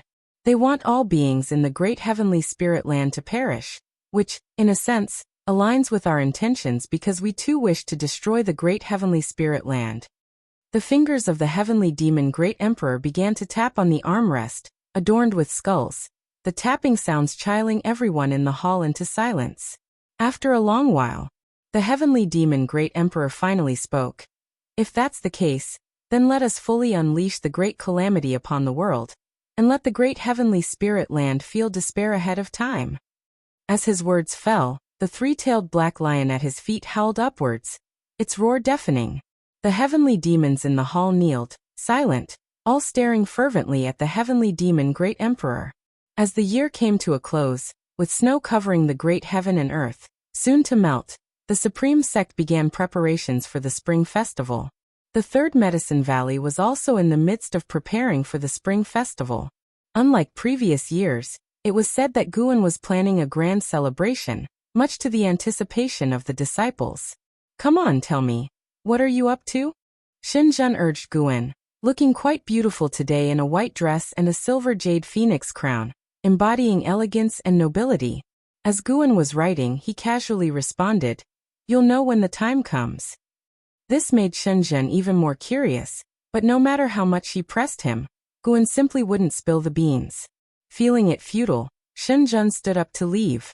It wasn't long after her departure that Wu Ju arrived, also inquiring about Guan's preparations. Now that Guan was linked with Sword Venerable Fu Dao, every word and action of his was the center of attention. Rumors of his preparing a grand celebration had the higher echelons of the sect abuzz. More and more of the upper-level members were convinced that Guan was Sword Venerable Fu Dao. If Sword Venerable Fu Dao was planning a celebration, how could they not be concerned? Nevertheless, Guan still did not reveal the truth, leaving Wu Ju to depart in frustration. In the following time, a stream of visitors came to see Guan down at the pavilion. Long Qing, holding a wooden stick, looked up at the second floor and asked Blood Prison Great Saint, You're guarding master every day. Do you have any insider news? Blood Prison Great Saint lay on the ground and glanced at him, ignoring the question. Long Qing squatted down, pulling out a white jade bottle from his storage bag, whispering in a mysterious tone. This is heart-cleansing jade honey, exceedingly rare. I have only 2 bottles, and am sharing one with you. The Blood Prison Great Saint opened his eyes and revealed a smile, saying, You've put in some thought, kid, so I'll give you a hint. The master wants to create an immortal realm existence, right here in the valley, in the Third Medicine Valley. Upon hearing this, Long Qing's eyes widened, and his heartbeat quickened. He carefully asked, Master, whom will you choose? I have no idea, replied the Blood Prison Great Saint. Using his divine sense to open the bottle, the Blood Prison Great Saint drew out the liquid and swallowed it in one gulp. His bovine eyes then bent into a smile, clearly pleased. Long Qing stood up and turned to look towards the second floor, his imagination beginning to run wild. As the Spring Festival drew near, the grapevine buzzed with news that Sword Venerable Fu Dao of the Supreme Sect was about to create an immortal path realm existence.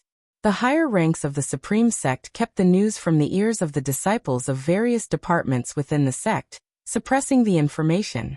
Once they had finished arranging the spring festival affairs for the Supreme Sect, they hurried over, eager to join the excitement.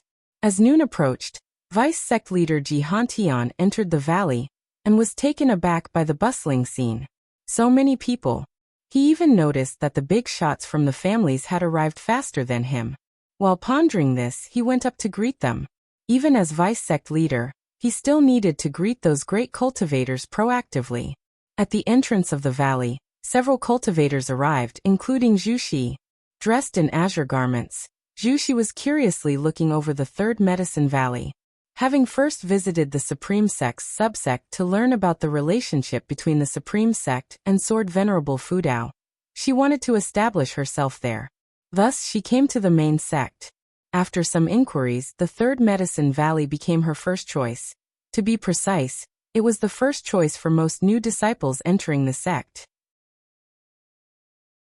However, entering the Third Medicine Valley wasn't so easy now.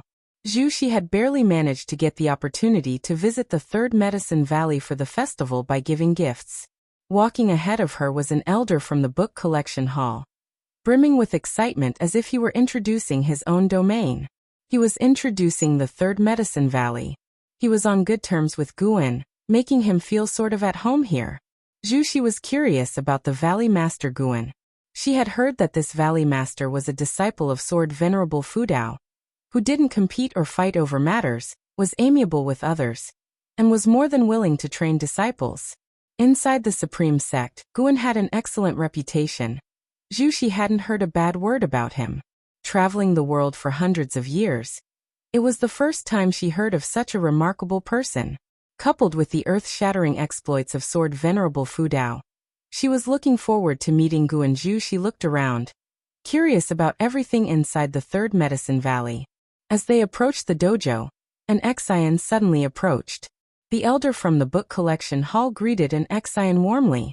Guan had introduced an Exian to all his contacts within the Supreme Sect, and they were all aware of Guan's attitude towards an Exian. So everyone treated an Exian warmly. "Today, elderly, we must have a good drink, not returning until we're drunk. My master often talks about you," said an Exian with a bow and a hearty laugh.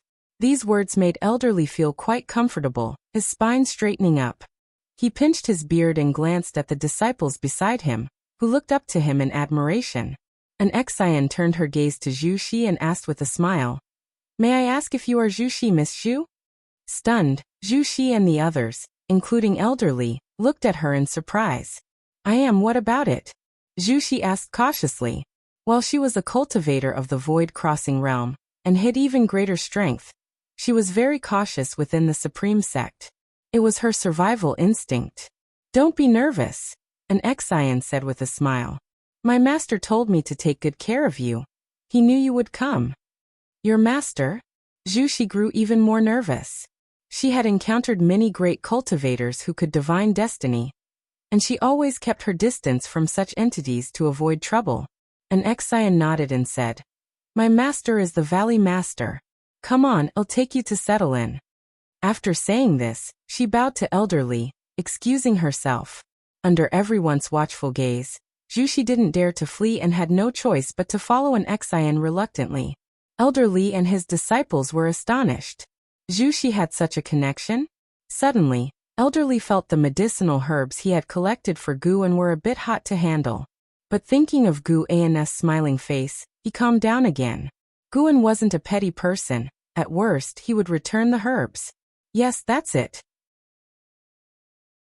He could also prepare a gift for Zhu Xi and take the opportunity to apologize to Guan, thereby increasing his chances for more interaction.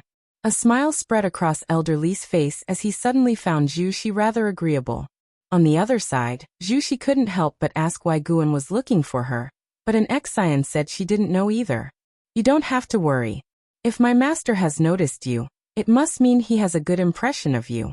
Maybe he will even take you as his disciple. Just settle in comfortably as if it was your own home. And if you encounter any problems in the future, you can come to me. I forgot to tell you, I am the head disciple of the valley and in charge of everything," an Exian said, turning her head towards Zhu Xi with a gentle smile. Zhu Xi was touched by her smile, warming up to her and feeling her stress dissipate. With such a kind personality, the Valley Master might indeed be a rare good person. Zhu thought to herself. Although Nzin's cultivation level was only at the nascent soul realm, she didn't look down on her.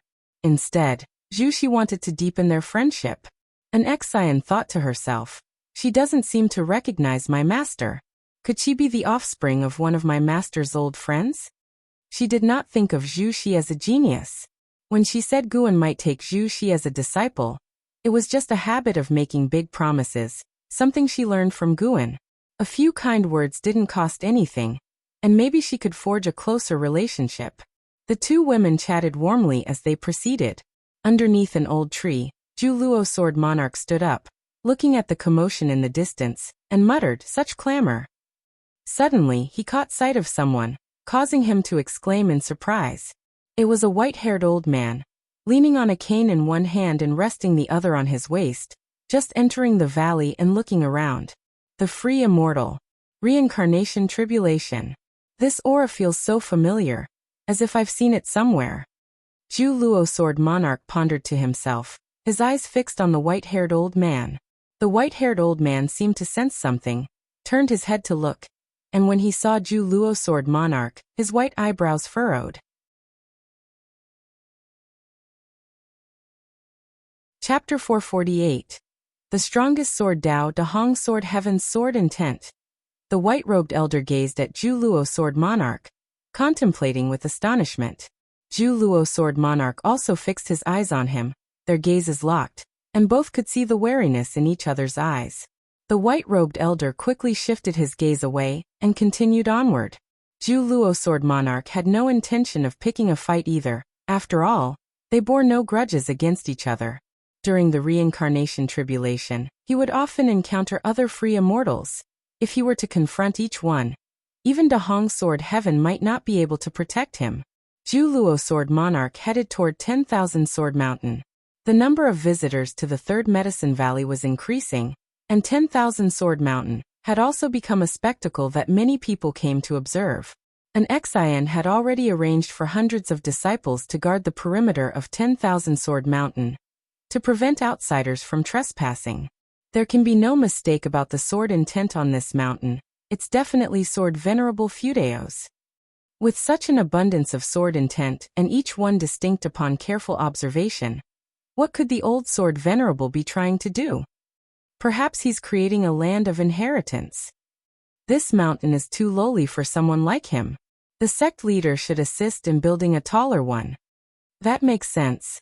Sword Venerable Fudeo's Sword Dao deserves the tallest mountain in the world. Zhu Luo Sword Monarch arrived and heard the discussions, his lips twitching involuntarily. He wasn't angry that people said Sword Venerable Fudeo's Sword Dao was the strongest. He was merely amazed at the shamelessness of these mortals. Trying to attract the attention of Sword Venerable Fudao with such tactics? Ridiculous. Zhu Luo Sword Monarch came to the back of the crowd and spoke up. It's not about the height of the mountain. Sword Venerable Fudeo's Sword Dao is indeed the strongest. But precisely because he is so powerful, even if he were to place just one sword anywhere, it would suppress all Sword Dao in the world and command respect from all beings.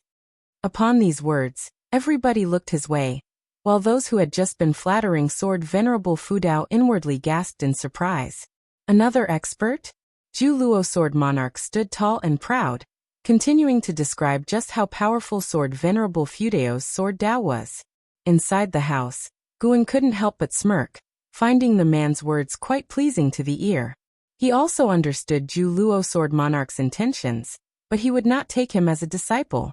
It would mess up the seniority. However, giving pointers on Zhu Luo Sword Monarch's Sword Dao was an option. Guan put down his pen, stood up, and prepared to meet people.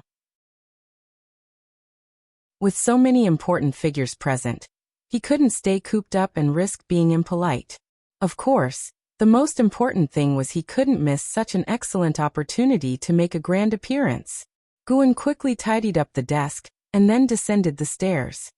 He threw a glance at Blood Prison Great Saint, who immediately rose and scuttled after him. Along the way, numerous cultivators and disciples greeted Guan, and he responded with a smile to each one. Elsewhere, Zhu Shi stepped out of the courtyard arranged for her by an Xian, wanting to stroll around. Even from a great distance, she could see the star-like crowd around Guan, extremely conspicuous. When she recognized his true face, she was taken aback. How could it be him? Zhu Shi couldn't forget the enigmatic senior she had met on Mortal World Peak, initially thinking he had been toying with her.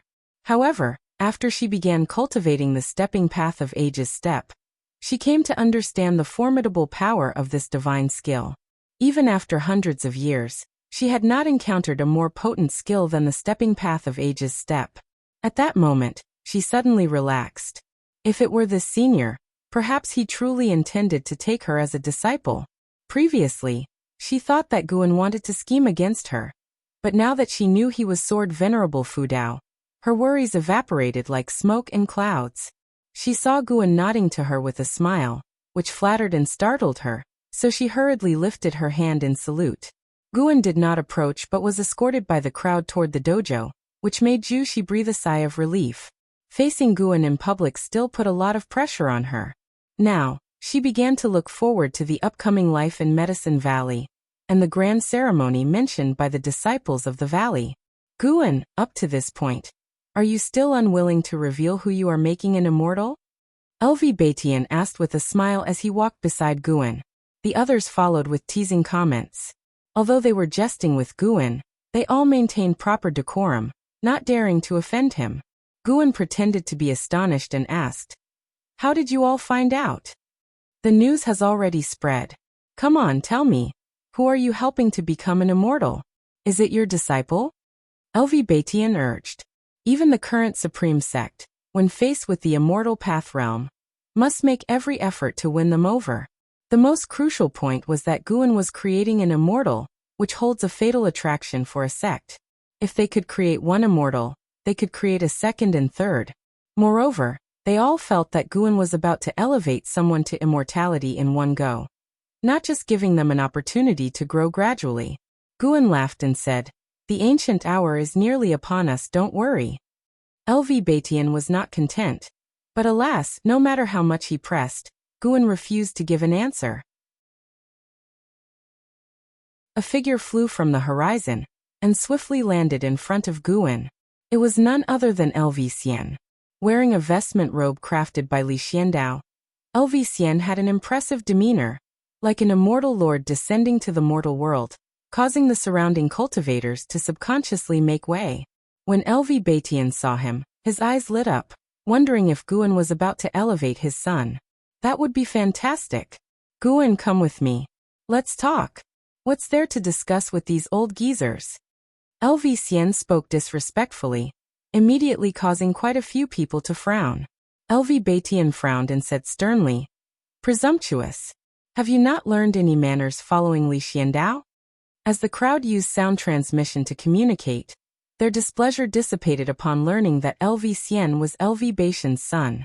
LV Xian's fame was no small matter, and he was among the top talents of the Supreme Sect. LV Xian, who had already reached the Mahayana realm, had a presence even stronger than that of an ordinary Mahayana cultivator. LV Xian ignored LV Baitian, grabbed Guan and started walking outside. Guan could only apologize to the others before following LV Xian away. After they left, the crowd began to congratulate LV Baitian. Although he gestured for them not to speculate wildly, the smile on his face could hardly be concealed. An ancient hour later, everyone gathered in the bustling loft area of the Third Medicine Valley. Guan stood on a hastily built platform, addressing the crowd. Looking down from the platform, the place was bursting with people. Zhu Shi, Sujie, Wuzhu, Shenzhen, and others were also among the crowd, curious to see how Guan would create an immortal. "I have prepared a grand ceremony for this spring festival. I thought I had hidden it well, but the news somehow spread.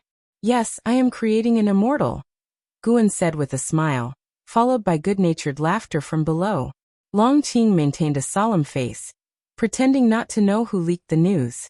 "Today, I want you all to witness the process of transcendence and hope it helps with your future cultivation," Guan stated earnestly as he scanned the crowd. He saw Ji Xiaoyu staring at him, and even deliberately winked at her. Unfortunately, she did not respond. At this moment, Ji Xiaoyu was simply curious about how Guan was going to create an immortal. She even wished he would just start and spare them the idle chat. Guan spoke at length before finally getting to the point. He simply said, "Bull Demon King." As soon as his words ended, the Blood Prison Great Saint immediately leaped onto the stage from the side, proudly stepping towards Guan, enjoying everyone's gaze. The crowd below paid no attention to the Blood Prison Great Saint, assuming Guan had called him up for something unrelated to immortal creation. After all, what did a core formation realm demon creature have to do with becoming an immortal?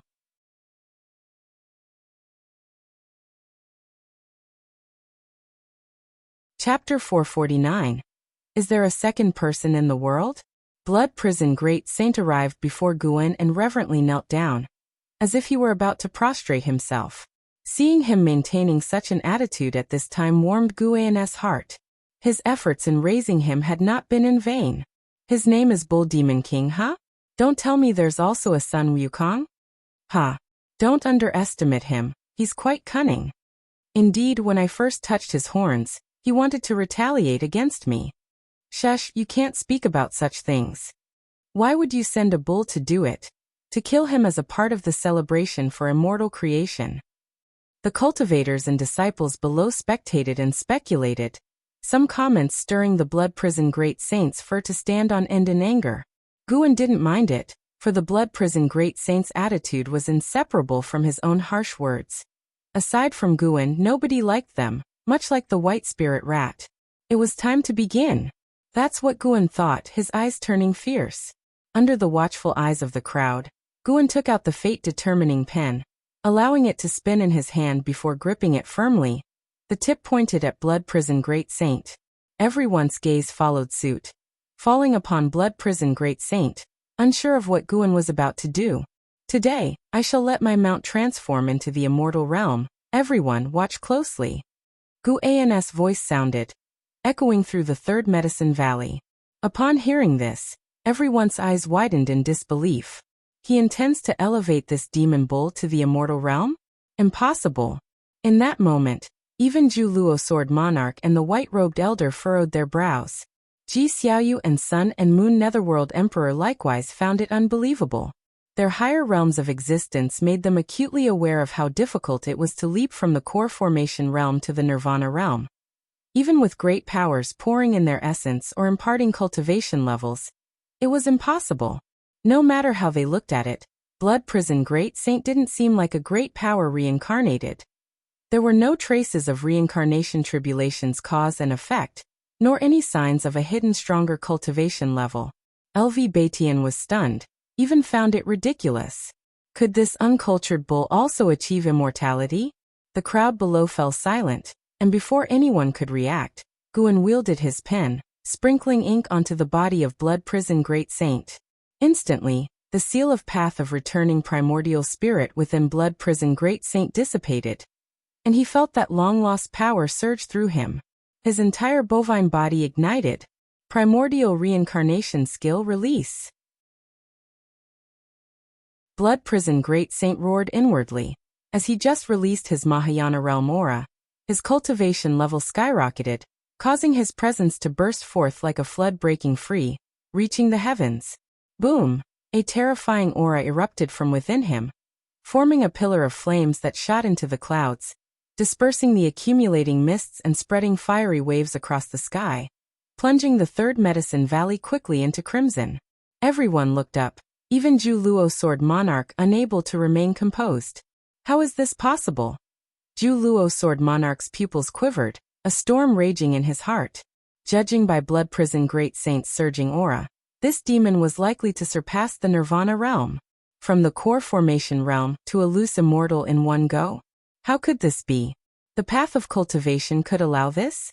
Zhu Luo Sword Monarch glanced again at Blood Prison Great Saint atop the platform.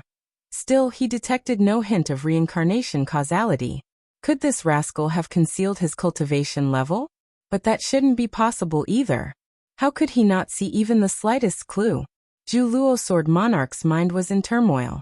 The white-robed elder, still trapped within the reincarnation tribulation, also watched Blood Prison Great Saint in astonishment.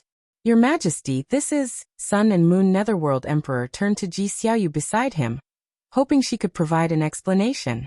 Ji Xiaoyu took a deep breath, slowly exhaling a phrase, baffling indeed.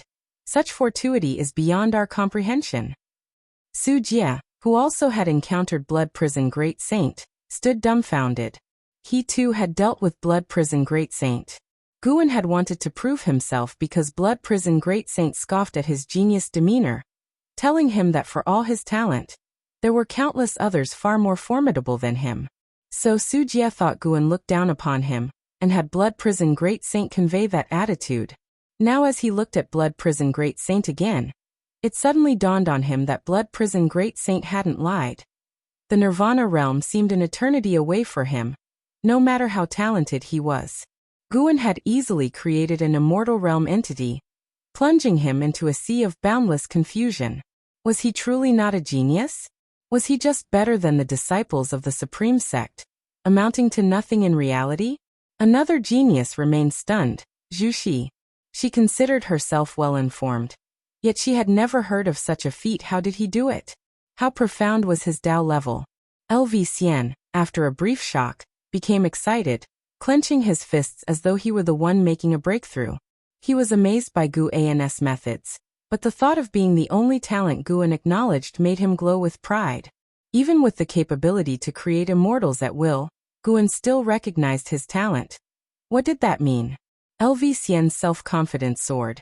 He puffed out his chest and began to look down on others with laughter.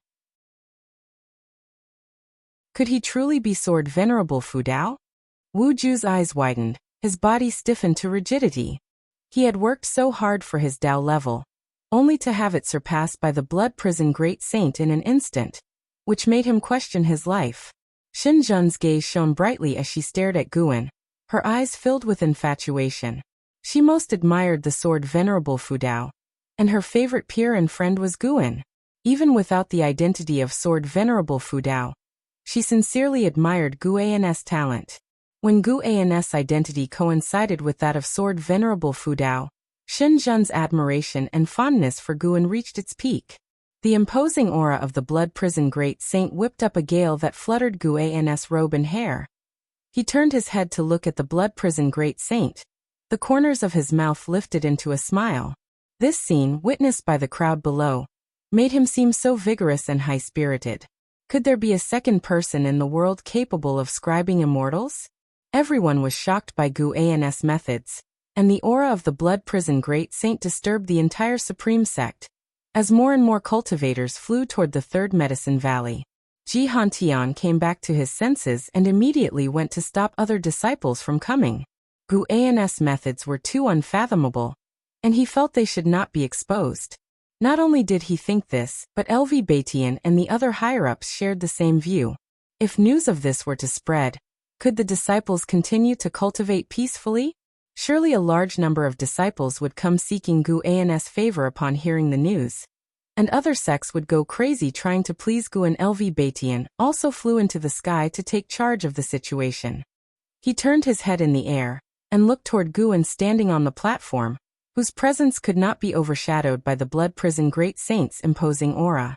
LV Baitian suddenly felt a bit dazed. He felt that the Supreme Sect could not retain Guan, nor were they worthy of him. Without Sword Venerable Fu Dao, how many times would the Supreme Sect have been destroyed by now? Thinking this, LV Baitian suddenly felt relieved. Why continue to suppress? Such an extraordinary event surely could not be hidden. Guan, do you disdain the position of sect leader because you will live longer than the Supreme Sect? LV Baitian looked at Guan and sighed softly, his voice so low as if only he could hear it. Thunderous clouds rolled in from the horizon, gathering above his head, accumulating heavenly might, and casting a quick darkness over the land and sky. Amid the vast and mighty aura, the Blood Prison Great Saint slowly stood up, his fur bursting apart, his form changing. A blood-red robe appeared out of nowhere, wrapping around the bull's body before it had fully shapeshifted, aiding its transformation into human form. The bull's head shrank rapidly, revealing a handsome and unruly face, his arrogance even more pronounced than that of An Hao and LV Xian, the once invincible Blood Prison Great Saint, who had dominated his own great heaven and earth, had returned. Underneath the mystic pure tree, a plump white spirit rat held a fruit, staring blankly at the figure of the blood prison great saint. The fruit fell to the ground unnoticed. An ex-scion stood at the edge of the platform, looking at the true form of the blood prison great saint, and secretly marveled. So this is what he looks like? Or is he imitating Master? But no matter how I look at it, Master is more handsome. Even with that bull's head donning a handsome appearance, it still seems punchable. Feeling the quickly intensifying aura of the blood prison great saint, Anzin's competitive spirit was spurred. One day, she would become stronger than the blood prison great saint, and she would even surpass her senior brother. And how? The heavenly tribulation was about to arrive, and all the people in the valley were not frightened by its might. They all stared blankly at the blood prison great saint. It was unclear who spoke first, but the third medicine valley instantly became like a pot boiling over. The clamor bursting forth, threatening to overturn the heavens. How is that possible? Has the demon bull really become an immortal? He is not just a disciple of Sword Venerable Fudao. He is Sword Venerable Fudao. My heavens!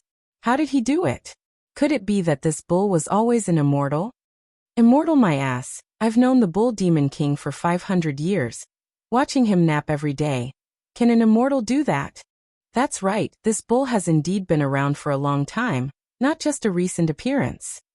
Everyone was immensely excited, fervently discussing the blood prison great saint, and Guan's gaze turned towards the heavens, sensing a powerful presence rushing from the silent destruction domain. It was the aura of the heavenly demon, stronger than the Juluo sword monarch, truly half a step into the Tao fruit realm. The heavenly demon emperor. Interesting. Guan's eyes sparkled, his thoughts playful. In the dim great hall, the sickly green candlelight flickered as if demons were baring their fangs and brandishing their claws. The Annihilation God Emperor sat cross-legged on a large cauldron, surrounded by a misty fog that faintly revealed swirling ghosts. His face remained pitch black as if a black hole, his true features unseen. Come in. The Annihilation God Emperor spoke, his tone indifferent. As his words fell, a surge of demonic chi bubbled from the darkness ahead, quickly approaching him. It was the Heavenly Demon Emperor. The Heavenly Demon Emperor stood in front of the cauldron, looking up at the Annihilation God Emperor perched above, and asked, Divine Emperor, are you waiting for a descendant of the Dragon Clan? The Annihilation God Emperor responded with a hum, his seated posture revealing nothing of his emotions. The Heavenly Demon Emperor asked, If you suspect that person is in the great heavenly spirit land, why not eradicate the great heaven and earth directly? Wouldn't trading the lives of all its beings for the peace of the vast cosmos be worthwhile? The Annihilation God Emperor's head tilted slightly, as if he were looking at the Heavenly Demon Emperor. The Heavenly Demon Emperor was not afraid and continued, You are not a paragon of virtue, you have destroyed numerous great heavens and earth. Could it be that you do not actually wish to kill that person, perhaps even to protect him? It is said that the primordial ancestor of the Dragon Clan was not Emperor Long Xian but his father, who was known as the Emperor of Heavenly Dragon. He founded the battle court but swiftly fell. Emperor Long Xian was merely heir to his legacy. Moreover, I heard that Emperor Long Xian was your disciple. Is that so? The Annihilation God Emperor fixed his gaze on the Heavenly Demon Emperor and said, Heavenly Demon Emperor, though you have become an emperor, are you sure you want to provoke me?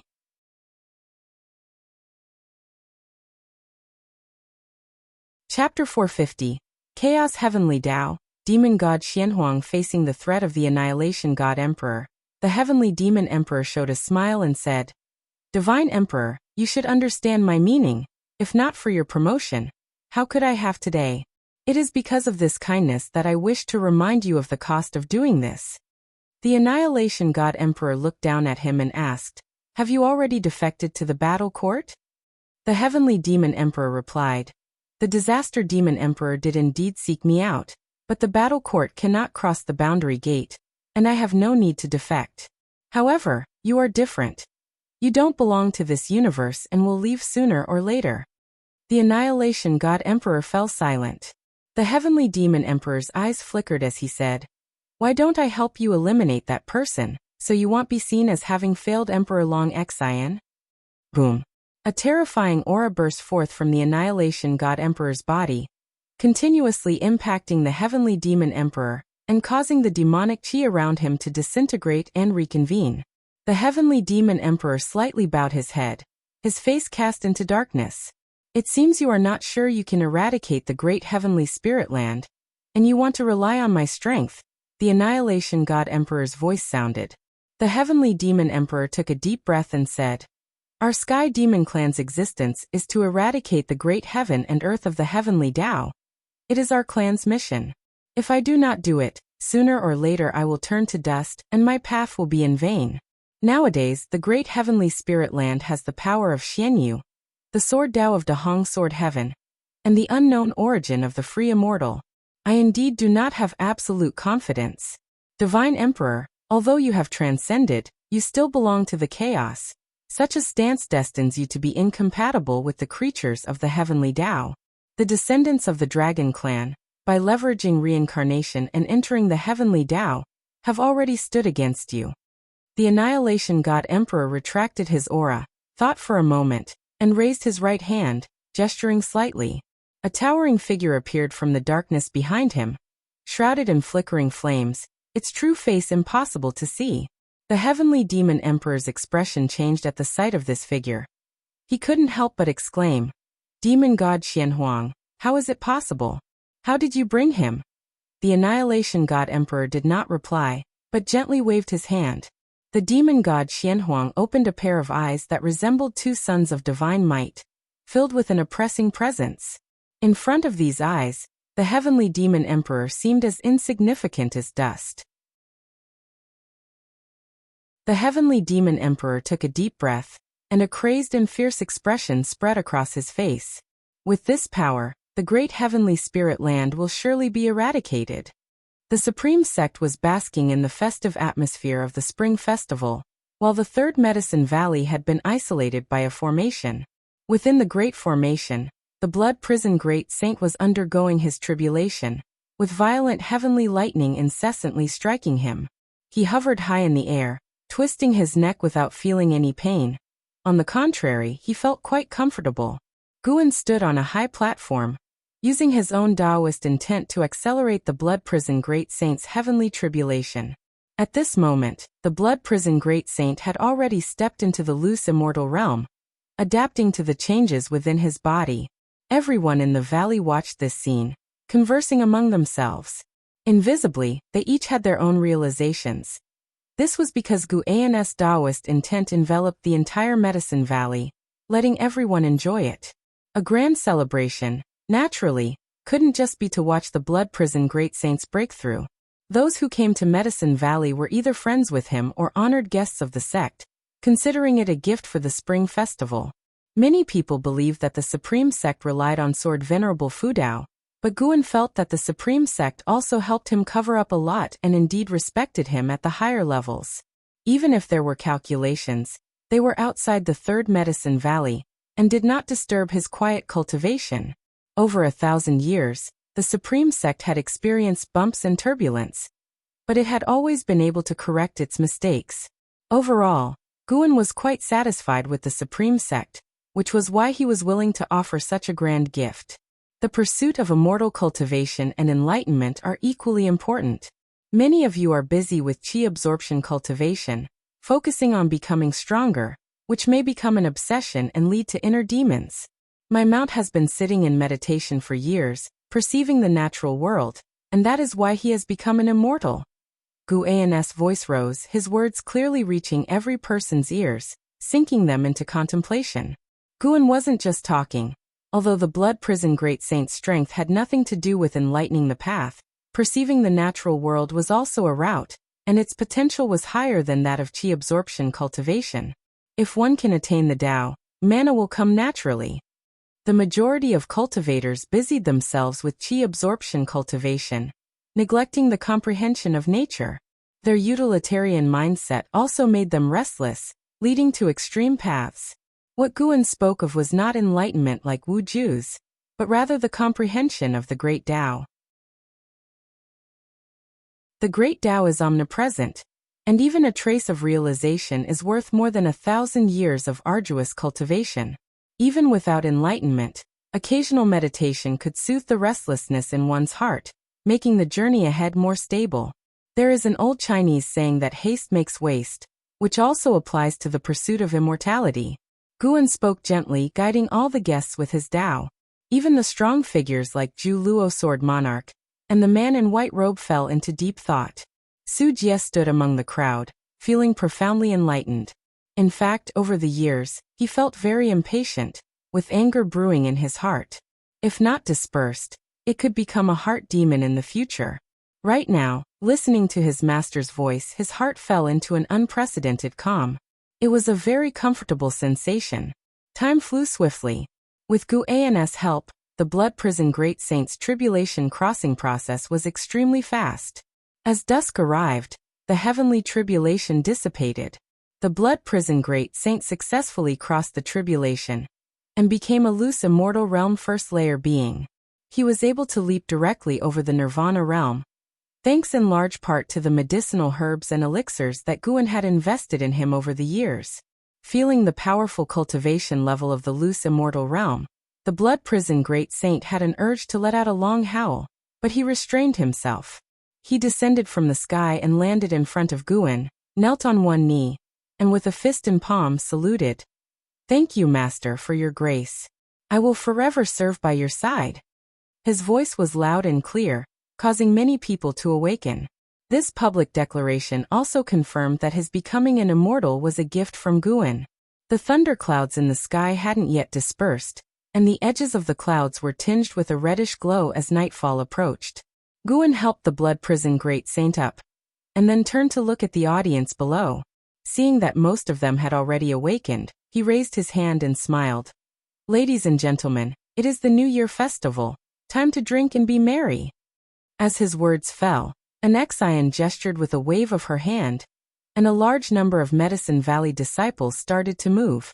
Boom, boom, boom.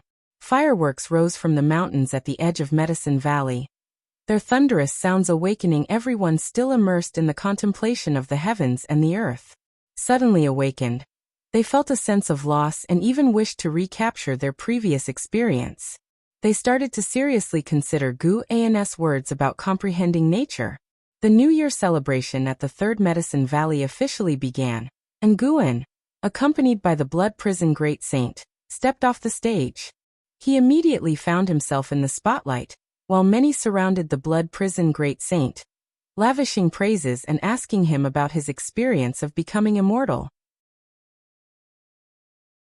The Blood Prison Great Saint stood with hands on hips, full of vigor. He spoke openly about the power of a loose immortal. His gaze turned to the distance, where he fixed his eyes on the white spirit wrapped beneath the mystic pure tree, frightening it so much that it immediately burrowed underground, vanishing from sight. The Blood Prison Great Saint cracked a grin, his horned and blood-red hair making him look like an Azura in this world, his smile eerily thrilling.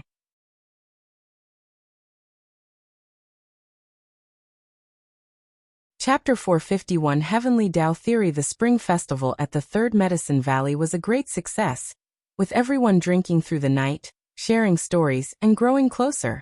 Guan was quite busy that evening, and even though he appeared enthusiastic, he could sense that everyone was acting reserved around him, except for an Exian and Shenzhen. Even Wu Ju had changed from before. Perhaps this was the downside of being too powerful. Guan stood by the window, watching his friends leave one after the other.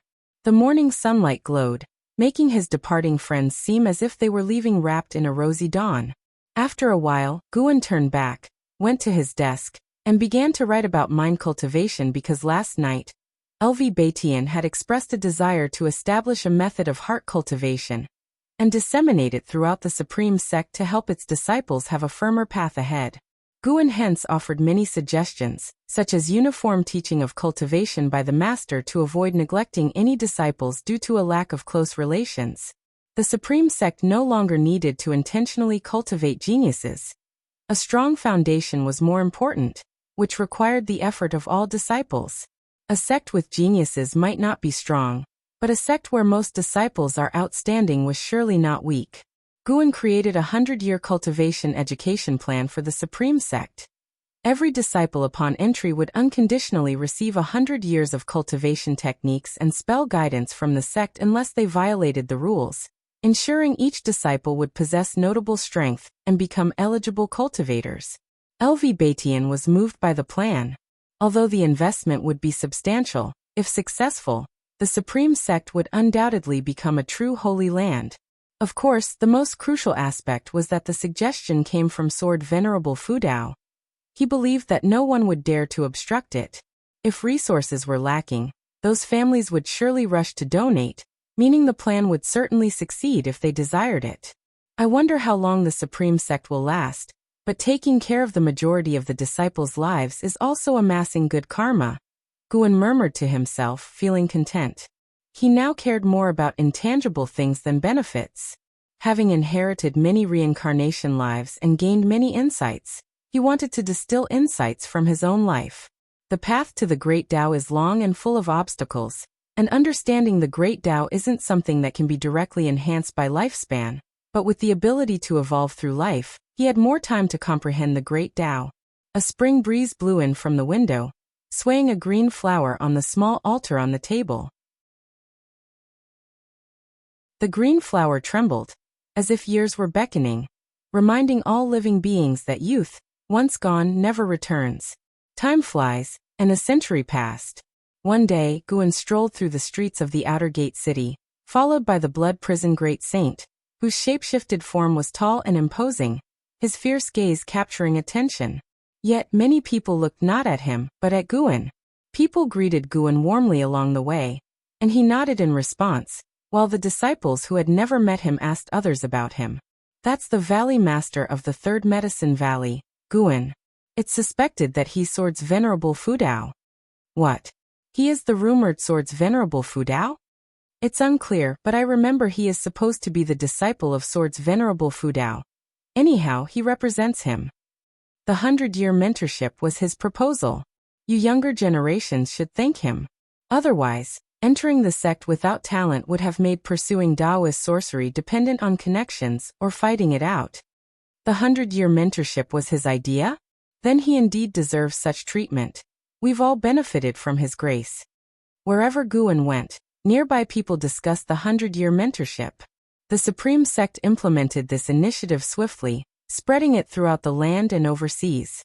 Even disciples from other sects praised the Supreme Sect for the great sect's spirit, with some wanting to learn from it, but facing internal resistance. Within the same sect, not all those in power wanted their disciples to prosper, valuing their own interests more. The 100-year mentorship touched on these interests. How could they agree? For a time, the conflict between families and sects played out everywhere, some resulting in bloodshed, while others had undercurrents. The world was still in chaos, but Guan could not be concerned with the whole world. Managing the Supreme Sect was impressive enough. Name: Guan. Lifespan: 1-100/3-391, 514-220. Physique: Mixed Yuan Dao Golden Body. Cultivation level: Perfect Xian Yuan Zizai Immortal Realm. 33 billion years of lifespan. Guan felt very satisfied. Time seemed to be passing faster for him. He did not go to develop or expand Medicine Valley, or to seize more lifespans. It had to be done by his original self. Puppets and avatars would not suffice. In the absence of hatred, there was no need for him to focus all his energy on seizing lifespans. Moreover, the bigger his movements, the more likely he would draw greater crises. At present, the increase in his lifespan satisfied him. He could steadily acquire lifespan and still have time to enjoy life. Such an immortal cultivation life could not be more wonderful. Since the blood prison great saint had recovered his cultivation level, he began to understand the pleasures Guan indulged in. A mundane life was not necessarily dull, and fighting and killing should not encompass all that immortal cultivation entailed. Seeing Guan enter the book collection hall, the blood prison great saint didn't follow him in, but instead wandered around in front of the hall's entrance. With long horns on his head and draped in blood-colored hair, his presence attracted attention wherever he went. Though the Supreme Sect had many demon clan disciples, few demons possessed such an outstanding and sharp demeanor. He unabashedly displayed his loose immortal aura, leaving others curious about his cultivation level. Within the Supreme Sect, even if one encountered someone from the Immortal Path realm, disciples would not panic because they believed that no Immortal Path powerhouse would dare cause trouble at the Supreme Sect. They were protected by true Immortal Path Supremes. This time, Guan came to the book collection hall not to donate books, but to buy them. The book collection hall was helping him collect rare books from across the world, and he did not refuse. With his Tao level he could predict outcomes, but he had not done so. He preferred the feeling of flipping through the pages of a book. Even with power surpassing that of great heavenly spirit land, he kept as many mundane habits as possible. Over the years, in addition to the growth of his lifespan, he had gained a deeper understanding of fate and karma. He could wield two kinds of heavenly Tao and great Tao divine skills with even greater might. This was also the benefit of remaining a part of the secular world. Compared to deduction, interacting and living among people allowed for a better understanding of others' emotions and the realization of life. When the elders from the book collection hall knew of Gu An's arrival, they flocked to him, eagerly recommending the rare books each had found. Guan asked them to present their findings one by one without rush, as he planned to stay for an ancient hour. Hearing that Guan would stay for an ancient hour, everyone calmed down, and the smiles on their faces never faded. They began to recommend books in order of their seniority. Guan listened attentively, but the first few books did not attract him. "Brother Gu, this book I have is extraordinary. Its origin is unknown to anyone. It suddenly appeared overseas and has been praised by many. Some say this book can predict the future," said an elder while presenting a blue-covered book mysteriously. Guan looked at the book's cover and saw 3 words. Heavenly Tao Theory. Guan raised his hand and drew the book into his grasp. The elder was not surprised, accustomed to his methods, and continued to introduce the commotion that Heavenly Tao Theory had caused. Guan was captivated from the first page. Heavenly Tao, all living beings perish for the Heavenly Tao. The Great Tao perishes for the Heavenly Tao. Was this a book criticizing the Heavenly Tao? Guan grew even more curious and continued to flip through, wanting to see how this book could predict the future. More than one elder had heard of Heavenly Tao Theory, and according to them, there were only 9 true copies of Heavenly Tao Theory. The rest were imitations. To possess Heavenly Tao Theory was to gain extraordinary power, but it could also bring misfortune, leading to death and the annihilation of one's Tao, an unpredictable revival. After a long time, Guan closed the book and smiled. "This book is good. I'll take it. In the future, if there is more Heavenly Tao Theory, you can keep it for me." The elder beamed upon hearing this, patting his chest and readily agreeing. He did not request any compensation. To be on good terms with Guan was the greatest reward. To call oneself a friend of Guan within the Supreme Sect, who would dare to disrespect him? If someone dared to impersonate, cultivators would come knocking on their door. It was said that the Supreme Sect had established a dark hall, which included oversight of such matters to prevent anyone from tarnishing the reputations of Guan or Sword Venerable Fudao. Guan asked them to bring out all the books they had prepared for him. He couldn't waste their kindness. Finally, Guan left the book collection hall with everyone accompanying him. Seeing Guan emerge, the Blood Prison Great Saint immediately hurried over. Guan glanced at him and said, "You are already a loose immortal. Don't bother with him." The Blood Prison Great Saint, who had just purchased a curious treasure, gave an awkward smile and coughed. "I was just playing with him. I see him as a kid. Why would I bully him?" The child he referred to was the White Spirit Rat.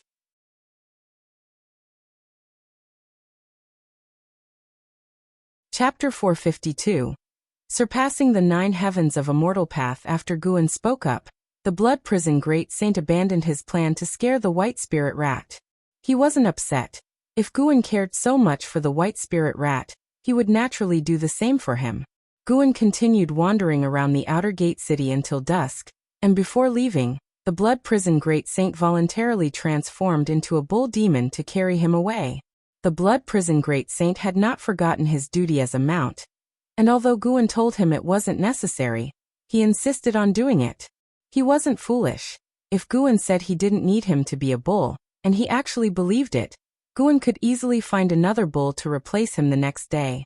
Guan was very pleased with the Blood Prison Great Saint's attitude. He could guess what the Blood Prison Great Saint was thinking. Indeed, with Guan's current capabilities, finding a mount was easy, and he wouldn't even have to look for one himself. People would rush to offer one if they saw he needed it. Guan wouldn't force the Blood Prison Great Saint, but if the Blood Prison Great Saint wanted to stick by him, he wouldn't reject him either. At least by following him, his efforts wouldn't be in vain. Sitting on the back of the bull, with the breeze on his face, Guan took out the Heavenly Tao Theory again and continued to read. Although the book was a copy, through its words, Guan could feel a special Taoist intent. If it possessed Taoist intent, it likely meant its creator was in the Tao fruit realm. There were many great heaven and earth realms beyond the outer heaven, and Guan had even sensed the presence of the Taoist hidden immortal. Though it was deeply hidden and fleeting, he hadn't yet encountered the Xian Yuan Zizai. The Heavenly Tao Theory didn't just appear by chance. After deducing, Guan found that it descended around the world in the same year, indicating that some powerful entity had set its sights on the great heavenly spirit land. Now there were more than 10 free immortals within the great heavenly spirit land. They fought subtly in the shadows, and though they occasionally met, they moved their combat to the outer heaven without disturbing the world's situation. The emergence of another Taoist hidden immortal didn't worry Guan. It posed no threat. Besides, he had already started planning his next breakthrough. The Blood Prison Great Saint wasn't flying fast. By the time they reached the third Medicine Valley, the moon had already risen. Upon landing, Guan didn't go inside. Instead, he walked towards a distant courtyard. The number of disciples in the third Medicine Valley exceeding 5,000 had forced an Xian to establish a set of criteria for those who wished to stay. Thus, nowadays, the real challenge wasn't finishing one's training but managing to remain. Of course, this set of rules was for new disciples after its implementation, although the older disciples could choose to stay as well, and Guan still treated them the same as before. Along the way, Guan continuously responded to the disciples' salutations. He arrived at that quiet courtyard, sensing Zhu Shi was cultivating inside. He surveyed the courtyard, then walked to the door and raised his hand. The door was knocked, and soon Zhu Shi opened it. Seeing Guan, she immediately bowed. "May I come in to chat with you?" Guan asked with a smile. Upon hearing this, Zhu Shi hurriedly stepped aside, inviting Guan inside. Having known him for 100 years, she respected Guan deeply and wasn't worried he might harm her. She thought that if Guan were hypocritical, he couldn't possibly maintain it for so long, especially not a great power cultivator interacting with others daily. Could he continue to behave with such equality?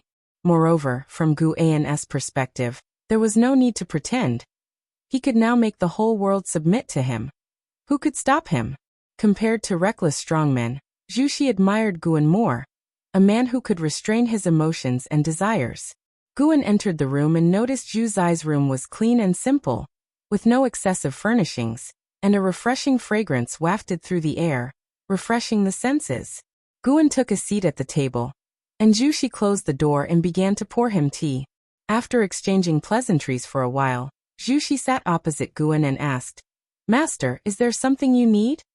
She was now a disciple of the Third Medicine Valley, and it was only proper to address Guan as her master. Guan smiled and asked, "Did you recently acquire a book?" Zhu Shi, puzzled, inquired, "What book?" "Heavenly Tao Theory." Upon hearing this, Zhu Zai's expression changed slightly. She immediately took out a copied version of the Heavenly Tao Theory and asked, "Is it this book? Master, do you want it?"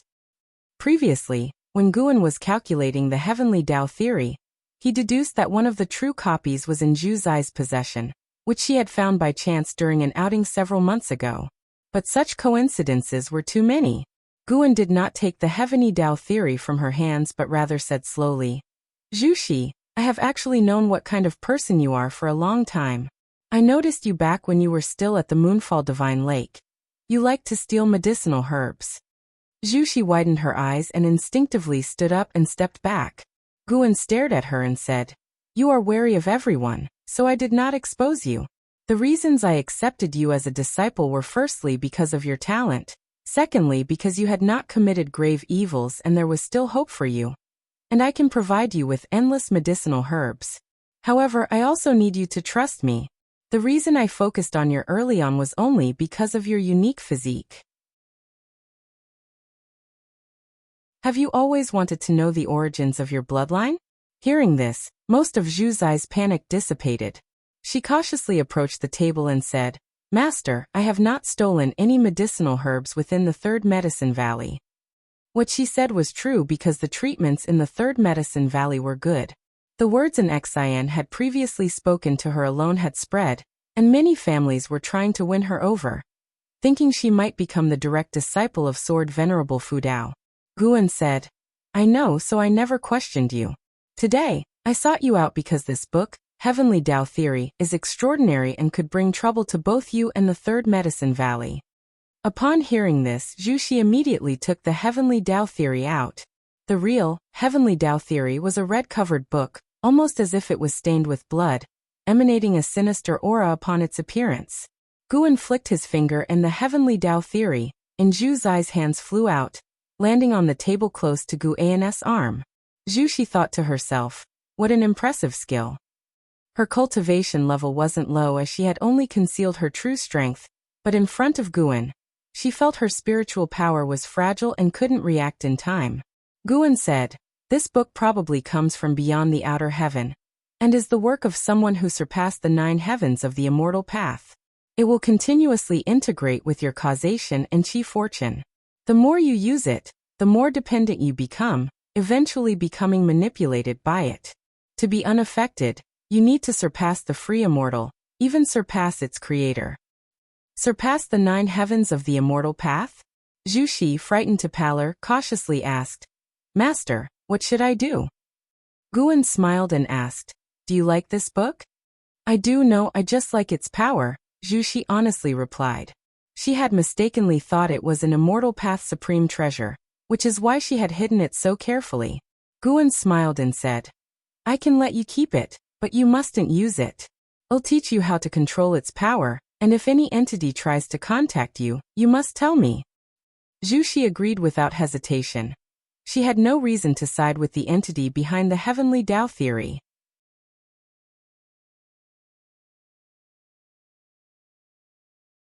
Chapter 453.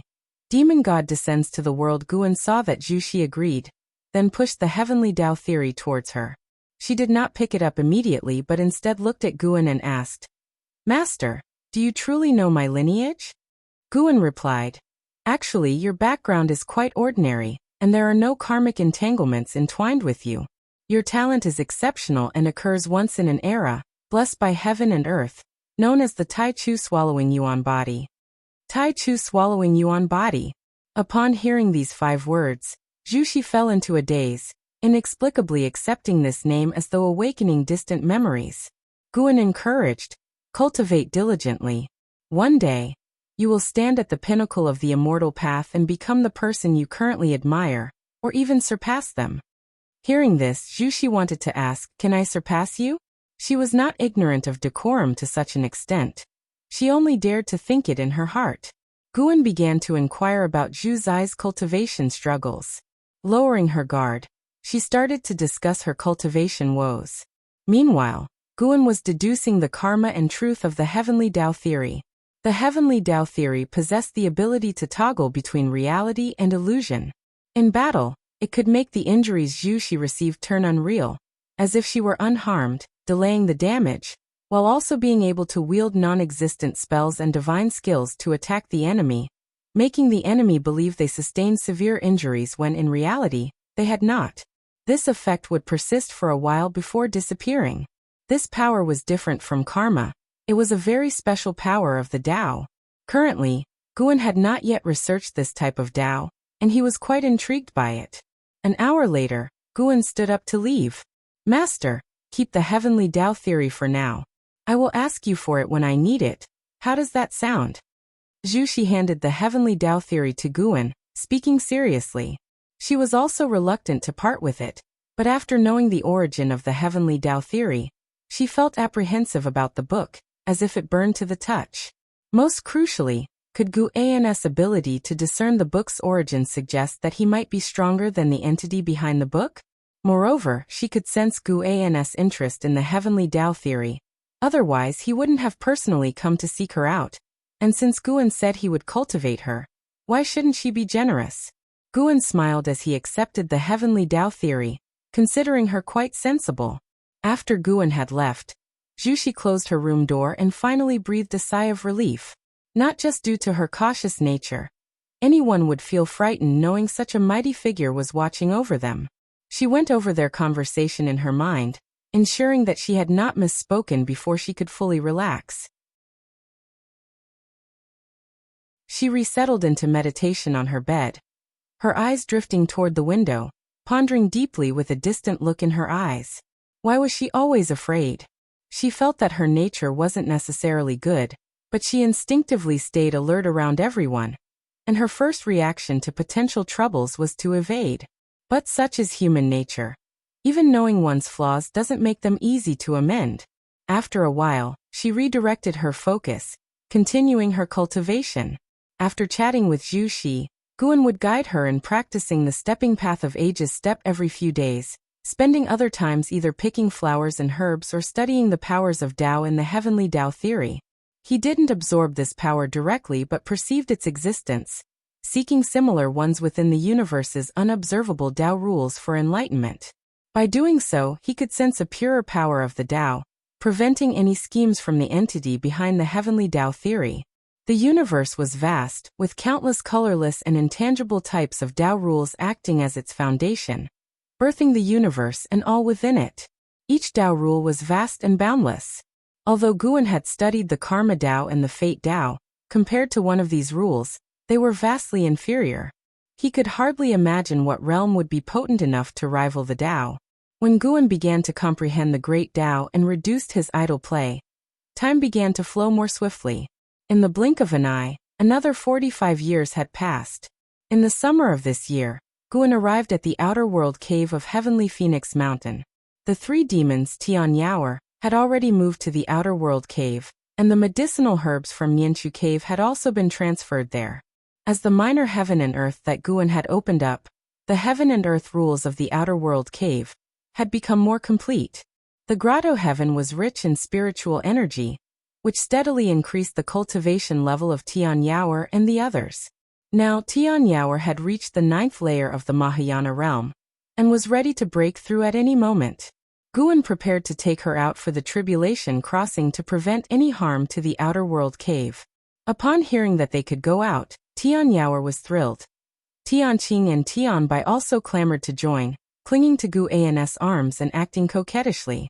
Tianqing was charming and full of grace, her mature demeanor making her seem like an older sister, while Tianbai was more innocent but loved to act spoiled, always speaking in a whiny tone.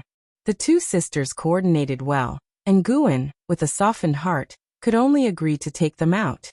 Seeing their wishes fulfilled, Tian Yaoer sent them away and alone clutched Gu An's arm and asked, "Master, once I break through successfully, can I always stay with you?" She had been cultivating underground for nearly 1,000 years, having been only 17 when she arrived. Now she was 989 years old. How could she not be curious about the vast world outside? Guan replied, "That's not possible. If you leave, who will help me guard this grotto heaven? I cannot trust Tianqing and Tianbai with that." Hearing this, Tian Yaoer's face fell immediately, clearly disheartened. Guan changed his tone. "However, occasionally taking you out for a stroll isn't out of the question." "Thank you, master." Tian Yaoer's face lit up with a smile, promptly expressing her gratitude to Guan. Guan glanced at her.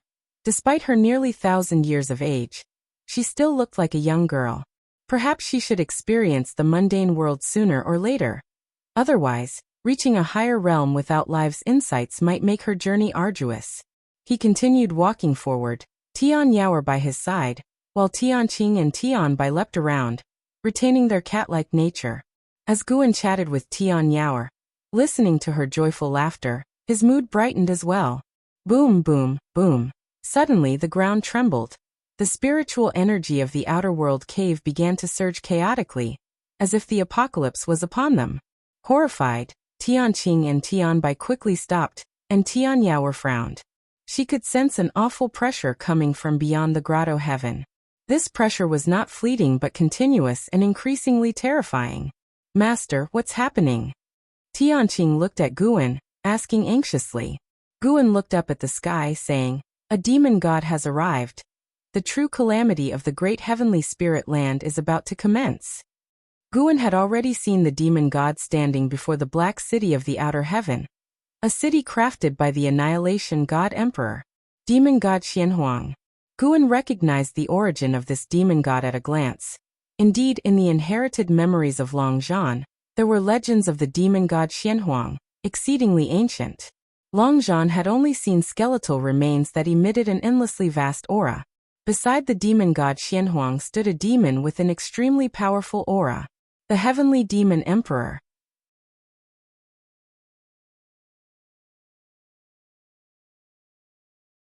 Chapter 454. The extreme lifespan of heaven and earth. Guan remembered the sky demon great emperor because of Ji Xiaoyu. The sky demon great emperor had a grudge with Ji Xiaoyu, and Ji Xiaoyu's original self had lost to him several times. When the sky demon great emperor descended near the great heavenly spirit land, Guan had divined the future and knew what would happen next. If he did not act, the sky demon great emperor would bring catastrophic disaster to the great heavenly spirit land. If he did act, more calamities would emerge in the future, possibly hastening the demise of the great heavenly spirit land. The fate of the great heavenly spirit land was due to the fortunes of great heaven and earth, which is to say, determined by heavenly Tao. Heavenly Tao influences the will of all living beings, incites them towards aggression, and creates an environment for escalating conflict.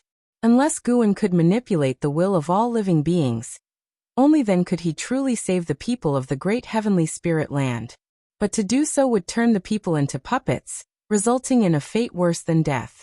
Moreover, what heavenly Tao annihilated was the people of this era, not leaving the great heavenly spirit land devoid of life. Over the years, Guan's prophecies had steadily improved, and he could even foresee the outcomes of his actions. Of course, he could not predict entities more powerful than himself. A demon god? What demon god? Is it an adversary of yours, master? Tianbai instinctively asked upon hearing Guan's words. Outer World Cave was still trembling. Here, isolated by the powers of heaven and earth, it was still so much so, one could imagine the greater commotion in the mortal world outside. Guan replied, "I have the power to protect myself, but not the whole world. Invisible and intangible forces beyond our grasp manipulate everything. Immortal cultivation is about breaking free from such powers." Upon hearing this, the three demons fell into contemplation. Tianyao cautiously asked, "Then can I still go out to break through?" Guan smiled. "Of course you can. In a few days they'll take you there." Worry vanished from Tianyao's face, replaced by excitement. She was too eager for her breakthrough into the Nirvana realm. Tianqing and Tianbai were equally anticipating the Nirvana realm. Yet with lesser talent than Tianyao, their breakthrough would require hundreds more years of waiting. Boom! The earth shook, and even the supreme sect was seized with panic. Ji Xiaoyu stepped out of her house and looked up at the sky. Billows of black qi cascaded down from the zenith, sweeping across the sky with overwhelming oppressiveness, as if the demon world had descended. She sensed a presence and frowned. Sun and Moon Netherworld Emperor appeared at her side, his expression solemn, and said, "He has come." He did not need to name the one he referred to. Ji Xiaoyu already knew. Inside Medicine Valley, everyone was discussing the strange phenomena in the sky. Disciples who had been meditating indoors came out, and chess players in the dojo lost interest in their game. Taking advantage of the situation, Nine-Fingered Divine Lord altered the chessboard, then frowned at the sky. The surging black qi rolled tumultuously, like a sea pouring down from the sky, stunning all observers. The sound of a dragon's chant rose sharply and incessantly. Before any could see the dragon's shadow, other roars and piercing cries followed. In outer heaven, massive divine beasts had been battling for the great heavenly spirit land for 7 days, supported by the Holy Court and the Immortal Dynasty in a vast effort. Above the great heavenly spirit land, Giant black whirlpools appeared one after another, with ceaseless heavenly demons flying out. In the distant beyond, a colossal and terrifying figure approached, wreathed in waves of fire akin to dragons coiling around him, each step capable of shaking the cosmos into void. He seemed like the most ancient demon god from the dawn of the universe, exuding an endless and vast aura. The tremors beneath his feet were visible to the naked eye, as if the Tao itself was being shaken. His appearance immediately brought to mind obliteration, striking extreme dread in all. Whether it was cultivators of the Holy Court or immortal spirits of the immortal dynasty, looking at his arrival, they all instinctively felt terror. He was the demon god Xianhuang. On his shoulder was yet another figure, appearing tiny as dust, indeed the Sky Demon Great Emperor. The Sky Demon Great Emperor stood with his arms folded across his chest, looking mockingly toward the great heavenly spirit land. A beam of golden light burst from within the great heavenly spirit land and came to a stop, revealing a figure. It was Yangxian Emperor, with a golden wheel floating behind him, emanating rays of brilliant golden light, more dazzling than the sun. Yangxian Emperor looked towards the distant demon god Xianhuang, his eyes filled with wariness. He felt immense pressure. The Holy Minister, another free immortal, also made his appearance among the Holy Court's ranks. He was rapidly calculating, and the more he inferred, the grimmer his expression became. "Ladies and gentlemen, it's been a while. Why do I not see Xingtian?" The voice of Sky Demon Great Emperor echoed through the void, reaching the ears of the great cultivators of the Holy Court and Immortal Dynasty, free immortals and divine thought true immortals, all showing a sudden change in expression, making it clear they all knew of the Sky Demon Great Emperor. Sky Demon Great Emperor. A holy god ground his teeth and spoke, his expression unsightly to the extreme. Boom. Another thunderous roar erupted, deafening, startling the cultivators of the Holy Court and immortal spirits of the Immortal Dynasty to turn their heads. In the boundless and spectacular great heavenly spirit land, an explosion devastated a continent, scattering the sea of clouds, and terrible demonic chi surged like a fountain towards outer heaven. An immortal spirit of the Immortal Dynasty contorted his face hideously and gritted his teeth as he cursed. Sky Demon Great Sect. I've said it before. We should have joined forces with the Holy Court back then to wipe them out. With Demon God Xianhuang and the Sky Demon Great Emperor pressing in from the outside, and the Sky Demon Great Sect ravaging all living beings at the opportune moment, the Holy Court and the Immortal Dynasty both felt immense pressure. The countenance of Yangxian Emperor also turned icy as his gaze fell upon the Holy Minister. The Holy Minister likewise looked at him. Their eyes met, and then both turned their attention to Demon God Xianhuang. Guan returned to the third medicine valley, walking towards the mouth of the valley. Looking up, it seemed as though dusk had arrived. Dark clouds churned and crimson glows spread, countless meteors trailing fire as they smashed into the distance. A poignant yet spectacular scene. The Supreme Sect had already activated the protective formation of the sect, and at the edges of the Taitsong continent, a grand formation rose from the ground, a formation purchased from overseas by the Taitsong dynasty. It took 200 years to succeed in its deployment, but once complete, it could protect the entire Taitsong continent. Thanks to this action, Li Xiandao won the hearts of the people. No sooner had Guan entered Medicine Valley than he was surrounded by numerous disciples. "Master, what's going on? Could it be that the conflicts between the great sects have reached our Taitsong continent?" "Foolishness, this commotion is clearly coming from outer heaven. It must be the heavenly demons attacking. Nothing like this has happened for hundreds of years. This time, the Supreme Sect might be affected." "Master, your Tao level is high, tell us." Faced with the disciples' barrage of questions, Guan replied, "Indeed, it's a great tribulation of heaven and earth. What came before were just minor scuffles. This is the real calamity. But the Supreme Sect shouldn't be threatened in the short term. You should continue your cultivation. Marveling here is in vain." Hearing his words, the disciples all felt awkward and dispersed.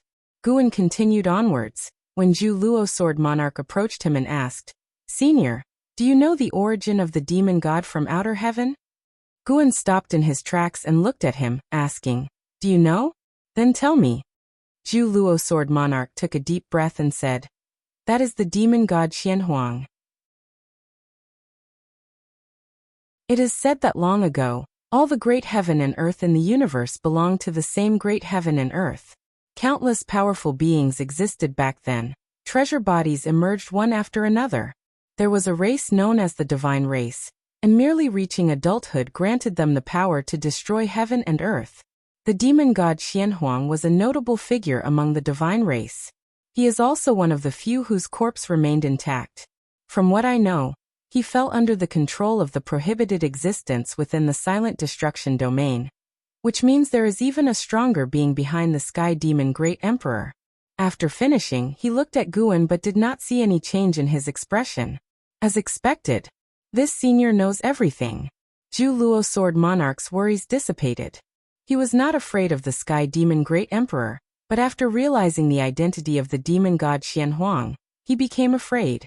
No matter how confident he was, he did not consider himself an invincible being. Guan sighed and said, "Heaven and earth have welcomed a calamity. Some seek to fulfill their mission, others seek to profit from the chaos. Tell me, when will such cycles of reincarnation ever end?" After hearing this, Zhu Luo Sword Monarch was stunned. He pondered deeply over Guan's words. Guan was lamenting over the heavenly Tao.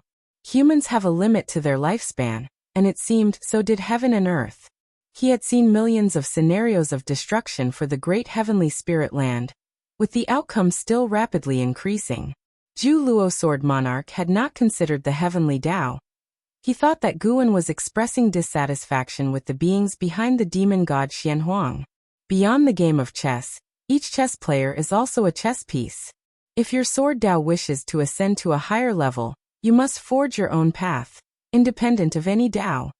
Guan left those words behind and continued towards his loft. Zhu Luo Sword Monarch furrowed his brows, considering how difficult it was to forge one's own path. Not everyone was the Sword Saint ancestor. His Holy Heart Sword Tao did indeed count as his own path.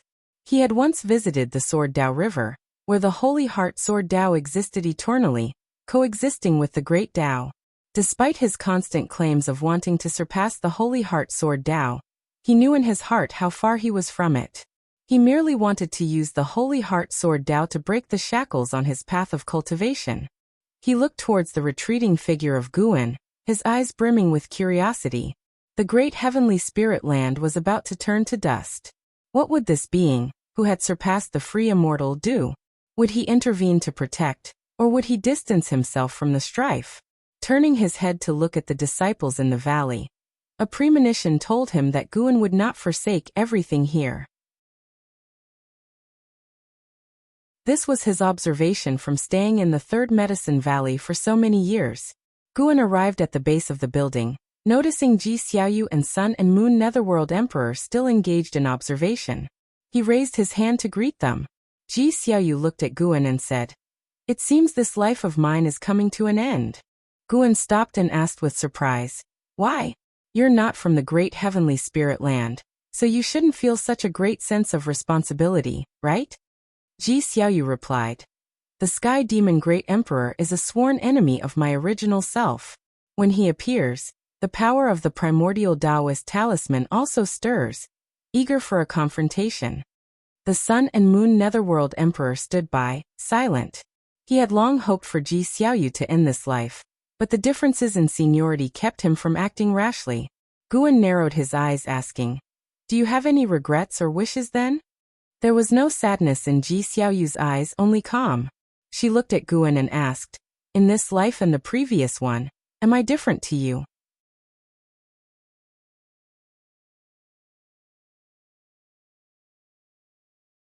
Chapter 455. Saving the world. Of course there are. Although it's the same person when interacting with him, I feel like they are two completely different people. Guan seriously responded, which was indeed what he thought. However, each Ji Xiaoyu had the same soul. It was only due to the discrepancies caused by lost memories and new experiential memories that different emotions emerged. Yet he couldn't divide Ji Xiaoyu's soul in two. Reincarnation Path Emperor would reincarnate with his own soul, rather than splitting his soul or reincarnating through an avatar. What Guan spoke of were his feelings at the moment, his true feelings. Once Ji Xiaoyu's memories fully merged, he would no longer be so conflicted, but the interactions during this time would occupy a place in Gu An's memories, one that even the true Ji Xiaoyu couldn't completely replace. Everyone, when existing in the world, definitely places great importance on their own feelings. The same person may induce different feelings during different periods, and many even reminisce about their former selves. When Ji Xiaoyu heard what Guan said, a smile appeared on his face and said, "If that's the case, then I have no regrets in this life." Just as Guan was about to reply, Ji Xiaoyu stared at him with a smile curving his lips, and asked, "Have you ever thought that from the beginning, I was always myself?" Guan raised his eyebrows. Not waiting for him to answer, Ji Xiaoyu turned around and went back inside. The Sun and Moon Netherworld Emperor's expression drastically changed, and he looked at her excitedly. Even his body couldn't help but tremble. "Netherworld Emperor, fight against the Sky Demon clan while I restore my cultivation level." Ji Xiaoyu spoke without turning his head. The Sun and Moon Netherworld Emperor was overjoyed and immediately gave a fist and palm salute, and then vanished on the spot. Guan watched Ji Xiaoyu's retreating figure, his eyes filled with surprise. He suddenly recalled what Ji Xiaoyu had said to him in the Seven Stars Spirit Realm, after using the power of the innate Taoist talisman. "I didn't expect that. I still underestimated you, Sword Venerable. I look forward to meeting you again." Could it be that Ji Xiaoyu chose to be reincarnated in the Ji family again this life, continuing to use the name Ji Xiaoyu? Was it to meet him? On further thought, it's indeed probable. Ji Xiaoyu understood all her karmic ties, and when she was in peril, Sword Venerable Fudao appeared. It could not be coincidental. The strength Guan had displayed should have been capable of annihilating the Seven Stars Spirit Realm at any moment in Ji Xiaoyu's eyes. Possessing such power, yet only intervening during her moments of crisis, was indeed suspicious. Guan thought of Ji Xiaoyu's attitude towards him in this life. He couldn't clearly tell if she was just acting superbly, or if her feelings were genuine. He didn't ponder further, and turned towards the stairs. The sky continuously streaked with shooting stars, strong winds consistently approached from afar, and the whole Third Medicine Valley was inundated with noise, the atmosphere filled with a tense and frightening aura. Although the Taitsong continent had temporarily not been affected, the territories overseas were already enveloped in turmoil. The Sky Demon Great Sect swept across all lands, numerous transport barriers emerging, and hordes of sky demons directly descended upon the earth, killing every living spirit they encountered, be it human or demon. From above outer heaven observing the great heavenly spirit land, it was akin to a magnificent scroll upon which ink spots continuously emerged and expanded. Simultaneously, demon god Xianhuang had already arrived near the great heavenly spirit land, and up ahead, 7 free immortals appeared. Yangxian Emperor, Holy Minister, Ancient Immortal Emperor, Saint Ancestor, and 3 free immortals who had returned from outer heaven. Even though they were all in the same great realm, the 7 free immortals felt immense pressure. The oppressive aura of demon god Xianhuang was simply too strong, so strong it made them feel as though they faced a being from a higher realm. Demon god Xianhuang truly is a rarity across the ages. To die at his hand is not a meaningless cultivation life, Saint Ancestor exclaimed, stroking his beard and laughing heartily, fearless. But not all free immortals could sport such nonchalance. Many were tense, each summoning their own immortal path supreme treasures with grand and shocking auras. Behind them, the cultivators of Holy Court and Immortal Dynasty were locked in battle with the heavenly demons, now fully united against the foreign enemy after countless years of strife. Some fled, but many chose to fight to the death, defending the great heavenly spirit land. 2 days later, at midday, the sky remained dark and the black clouds rolled heavily. Zhu Luo Sword Monarch meditated under a tree, gazing into the distance, deep in thought. Su Jia, dressed in blue, approached Zhu Luo Sword Monarch, bowed respectfully and said, "Senior, thank you for your guidance all these years. I am prepared to join my sect in the campaign, unsure if I will return. I have not yet repaid you for your teachings. I can only come to pay my respects beforehand." Indeed, go. A world in chaos is a golden age for true talents. With the natural order upturned, as long as you survive, You will be able to seize more opportunities for cultivation, replied Zhu Luo Sword Monarch. Su Jie smiled, thanked him once more, and without any fake sentiment, turned and left. Zhu Luo Sword Monarch was indifferent to his life or death. The words spoken were out of respect for Guan. Su Jie was just one example. Although the Taitsong continent was far from the turmoils, leading the righteous path sects like the Supreme Sect agreed in short order to launch an expedition overseas to battle demons and contribute to protecting the world. When LV Batian issued the recruitment edict, all members of the sect were excited, proud to be part of the Supreme Sect. Which disciple of the righteous path wouldn't wish to save the world? Facing such a catastrophe, the Supreme Sect's readiness to strike was enough to inspire 9/10 of the disciples, even sparking in some the fervor to fight to the death for the cause. The Third Medicine Valley was not conscripted since it primarily cultivated medicinal herbs. Nevertheless, Guan also offered his disciples the choice. They could join if they wished but must think it through themselves. He, for one, would not intervene unless the enemy reached the Taitsong continent. After Guan spoke, more than 500 disciples expressed their desire to join the Supreme Sect in the campaign. Many others were observant, and only a few had no interest in leaving. That day, Guan left the Third Medicine Valley alone, refusing to let Blood Prison Great Saint accompany him. He arrived at the Outer World Cave, took the three girls Tian Yaoer and in a single step crossed overseas to a remote island far from the Taitsong continent. Standing on the island, Tian Yaoer and the two other girls could see the sky in all directions churning with demonic qi, as if they were in the middle of the demon world. Having not come out for nearly 1,000 years, they found everything novel. In half an hour, the tribulation will begin. You may roam the island, said Guan, his gaze then shifting toward the distant sky. It wasn't demon god Xianhuang who had made a move yet, but the sky demon emperor, who with his strength alone was suppressing 7 major free immortals, showing overwhelming power. It was deliberate of the sky demon emperor. Guan could feel the morale of the demon side continually rising, while the Holy Court and Immortal Dynasty, after 2 days of bloody combat, were losing their will to fight and now struggled out of instinct. Guan noticed that the layer of heavenly Tao light in the outer sky was weakening, sparking his interest. Will the aura of the silent destruction domain devour the heavenly Tao destiny? Could it be that the battle between the great heaven and earth is a struggle between the silent destruction domain and the heavenly Tao? His gaze traveled through the boundless battlefield and landed on the remote universe's Black City, curious about what the Annihilation God Emperor intended to do.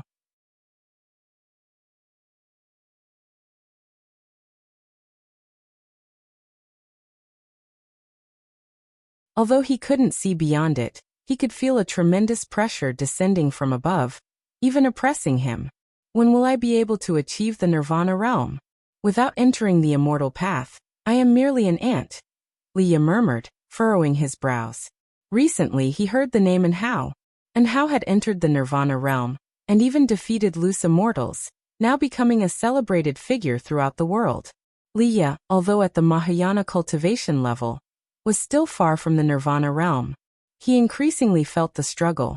No matter how hard he tried, he couldn't catch up with Anhao, a sentiment that distressed him deeply. He then thought of Zhang Buku. If Zhang Buku had stayed in the great heavenly spirit land, he might have also become famous worldwide. Li Ya's thoughts drifted, his gaze becoming distant. Standing on his shoulder, divine exotic immortal spirit laughed and said, "You're so young. What's there to worry about?" Having been together so long, they had formed a bond, so divine exotic immortal spirit communicated with Guan through her heart's voice, revealing Li Ya's desires. However, Guan did not respond to it, and it felt it wasn't appropriate to say more. After all, its master was Guan, and Liya was just a junior it took care of.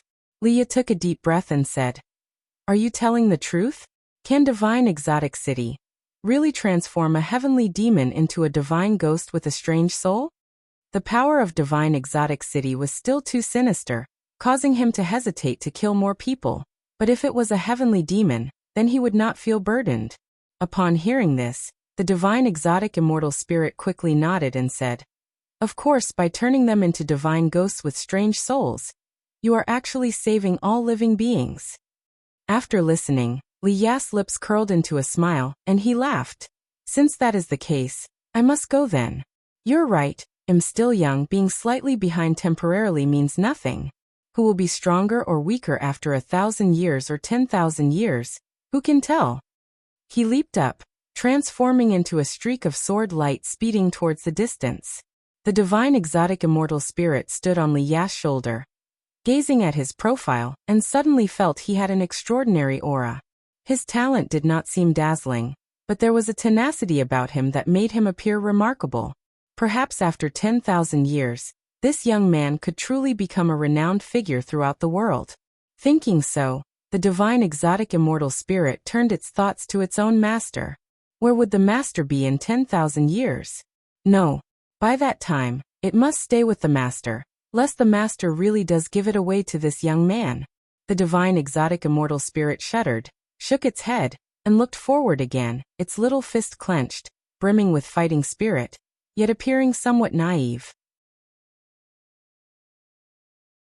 Violent winds surged within the universe, an anomaly created by the rampant spiritual energy.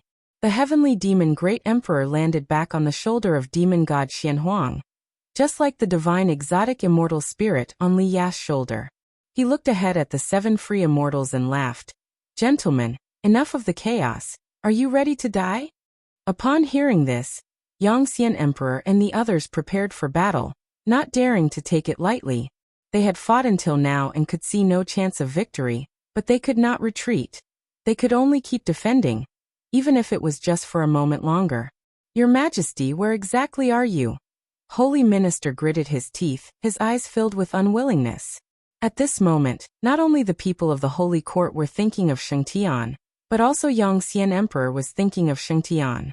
Yongxian Emperor had to admit that in defending against foreign enemies, Shengtian was the most reliable. He also thought of Guan, but he knew Guan would not intervene unless the enemy confronted Guan directly. In his view, Guan had come from outer heaven, was an otherworldly great power that had secluded himself here, and had no obligation to guard the great heavenly spirit land. Just then, the aura of demon god Xianhuang changed, and he opened his mouth, a scorching breath emerging from it, his surrounding black aura dispersing, gradually revealing his true form. He was bare-chested, his body human-like, but his chest bore a mouthful of sharp teeth, his mouth's darkness acting like a gateway to the abyss, chilling to the bone, his face ferocious, eyes pitch-black with occasional glimmers of blood-red pupils, his skin appearing scorched, his hair flowing, and upon a closer look, each hair strand resembled a dragon snake with black dragon heads at the tips, relentlessly emitting a fiery aura. His waist encircled by a bone dragon, his legs sturdy as pillars that could not be shaken, wrapped in flowing demonic qi till the knee, his feet unseen. When demon god Xianhuang opened his mouth, the pressure on the 7 free immortals doubled. Gentlemen, let's all out fight. Saint Ancestor spoke, his tone grave. The other free immortals could also feel the terrifying power accumulating in demon god Xianhuang. Demon god Xianhuang was facing the great heavenly spirit land. If they moved aside, the beings of great heavenly spirit land would face annihilation.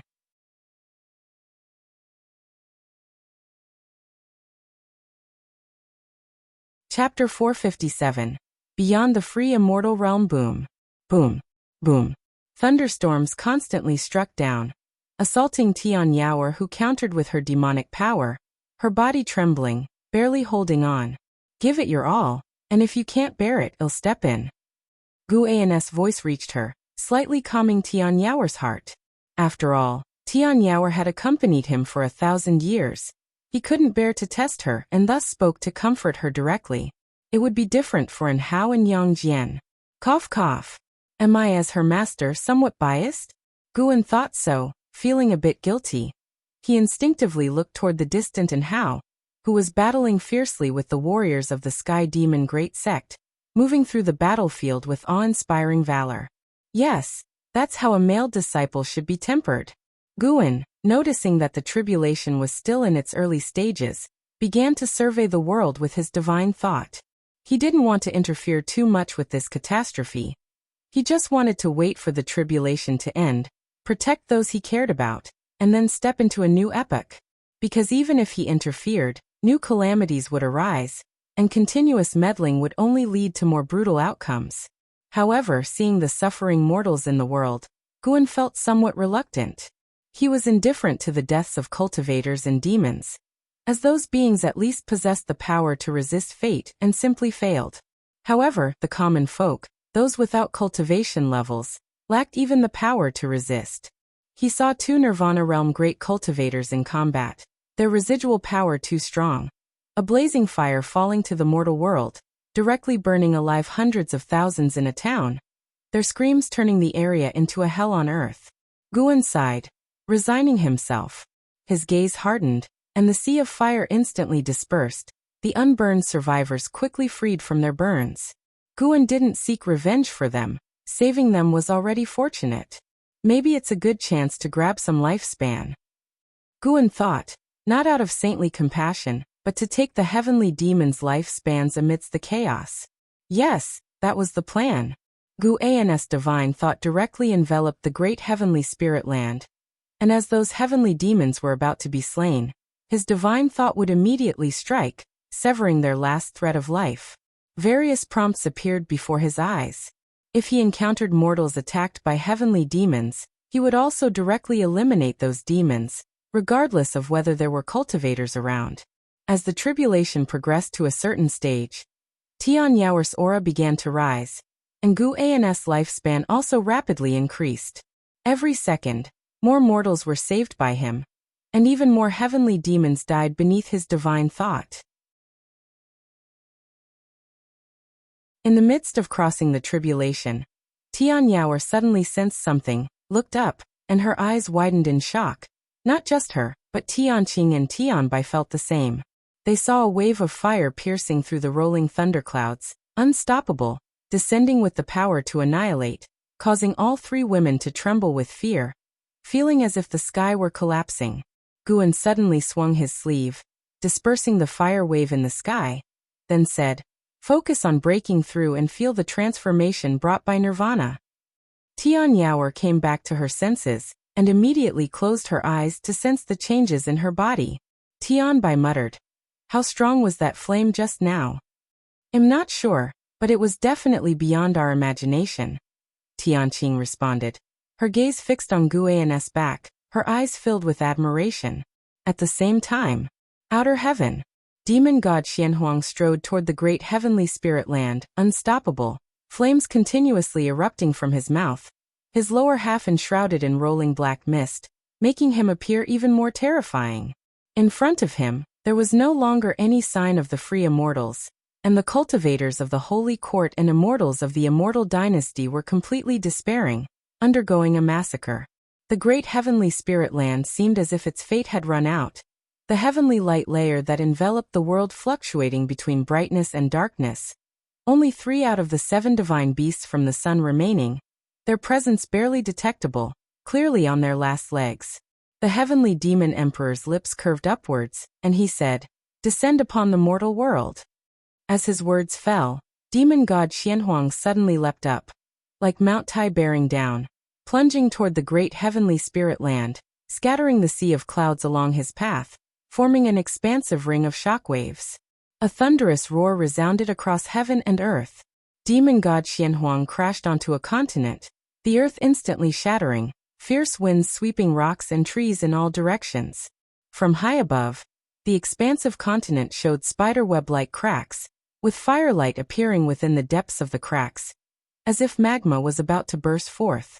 Standing on the continent, demon god Xianhuang appeared as though standing on a small island, his towering figure visible from any corner of the continent. The heavenly demon emperor stood on demon god Xuanhuang's shoulder, twisted his neck, soared away, and flew towards the distance, meanwhile commanding demon god Xianhuang, "Exterminate the creatures of this great heaven and earth, try to preserve the world itself." Demon god Xianhuang immediately looked up, emitting a sky-shaking roar. Roar! This roar intensified the fear for beings trapped in dire straits. Even the disciples far in the third medicine valley of the supreme sect were startled, all turning their heads to see where the sound came from, and what kind of entity had made it.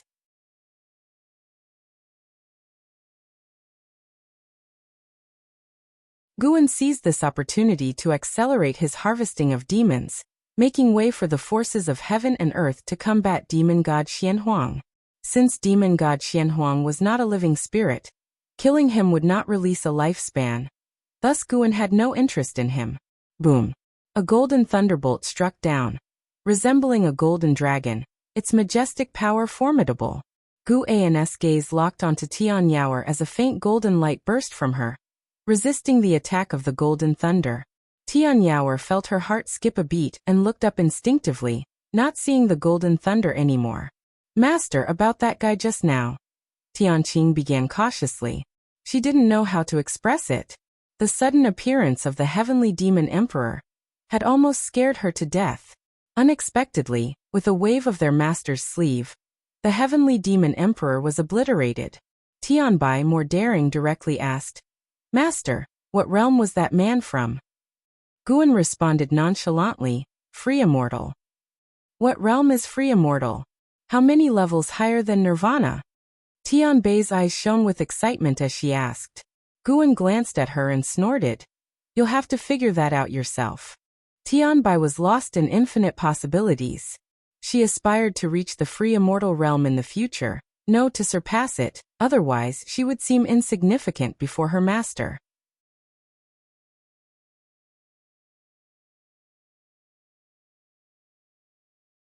Chapter 458. An even more terrifying existence. The words free immortal deeply embedded themselves in the hearts of Tianqing and Tianbai, who both aspired to reach this goal.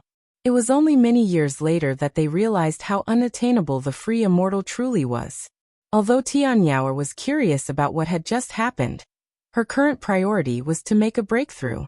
She closed her eyes, adjusted her mindset, and re-entered a state of enlightenment.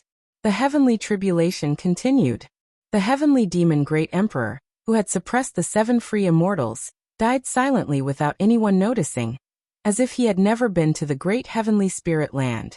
As Guan watched Tian Yaoer undergo her tribulation crossing, he extended his divine thought throughout the world, continuing to expel demons and, incidentally, to save mortal spirits. The roar of demon god Xianhuang constantly resounded, killing countless beings with his power every moment. More and more sects began rushing to where demon god Xianhuang was located. Despite the terrifying aura of demon god Xianhuang, they had to confront him to protect the great heavenly spirit land. It was their home, and they had no choice. Guan noticed that the free immortals like the Yangxian Emperor were not dead, but had all gathered in one place, apparently discussing something. In a valley, 7 free immortals were meditating on the grass, their auras weak, some even engulfed in flames, looking utterly bedraggled. The saint ancestor opened his eyes and looked at an elderly man in white robes standing with his back to them and asked, "Who are you, sir, and why have you saved us? You likely do not belong to the great heavenly spirit land." He was the oldest among the 7 free immortals and had never seen this white-robed elder before, which led him to this conclusion. This white-robed elder was indeed the reincarnator, who had once visited the 3rd Medicine Valley, and had faced the Zhu Luo sword monarch. Without turning around, the white-robed elder said leisurely, "The world is vast and even free immortals cannot see everything clearly. I saved you because I have some connection with the great heavenly spirit land. I have deduced countless times and see no hope. Perhaps heavenly Tao intends to cleanse the mortal world, and the silent destruction domain seeks to exploit the weakness. You had better leave early and seek other paths." At these words, the free immortals' faces changed. The ancient immortal emperor spoke with a heavy tone. "Senior can save us from the hands of demon god Xianhuang. Your divine skills are surely beyond our imagination. If the great heavenly spirit land is destroyed, where can we go? Although there are many realms, they are all guarded by great powers. Can you point out a path of survival for us?" The other free immortals echoed his plea, as they were bound by the chief fortune of the Holy Court or the Immortal Dynasty. If the great heavenly spirit land were destroyed and chief fortune dissipated, their cultivation levels would severely drop, or worse, they would perish altogether. This was also why, despite the Holy Court's strength, they could not uproot the Immortal Dynasty as it was blessed by the heavenly chief fortune. The white-robed elder, with his back still turned to them, shook his head and said, "You do not understand what you are facing. Whether the Sky Demon clan or forces from Xianyu, they are not the main cause of the destruction of the great heavenly spirit land. They are merely opportunists." These words silenced the free immortals. Having lived for so many years, how could they not be aware of the existence of heavenly Tao and the similar trials recounted in ancient legends? When heavenly Tao wanted to reset the world, it would bring various calamities. After a long while, the Yangxian emperor stared at the white-robed elder, breaking the silence, and asked, "Then, senior, what are you plotting?" The white-robed elder turned around, looked at him, and said, "I am looking for someone." "Who? I cannot tell you." The white-robed elder's response made the Yangxian emperor furrow his brows. He thought of Sword Venerable Fudao, as there had been many powerful beings from outer heaven in recent years. Were they all searching for some specific entity? Roar. The roar of demon god Xianhuang echoed from afar again. This time more strained, clearly attacked by someone. A smile appeared on the face of the white-robed elder as he said, "Stop trying to challenge demon god Xianhuang. None of you are his match, and he is backed by an even more transcendent existence. Even if you somehow manage to eliminate him, it will only provoke an even more terrifying calamity, and then I can only flee. An even more terrifying existence?" Upon hearing this, all the free immortals turned pale. If demon god Xianhuang alone was enough to drive them to despair, what kind of being could possibly be orchestrating behind him? Does Senior recognize Sword Venerable Fudao? One of the free immortals could not help but ask. Sword Venerable Fudao's name had long resonated across the world, but because he seldom acted recklessly, he was rarely mentioned. Yet, for higher-level cultivators, it was difficult to ignore his presence. Upon hearing the name Sword Venerable Fudao, the white-robed elder's expression subtly changed. He replied, "I do not know him, but I have once witnessed his elegance. He is also a being transcending the 9 heavens of immortal path.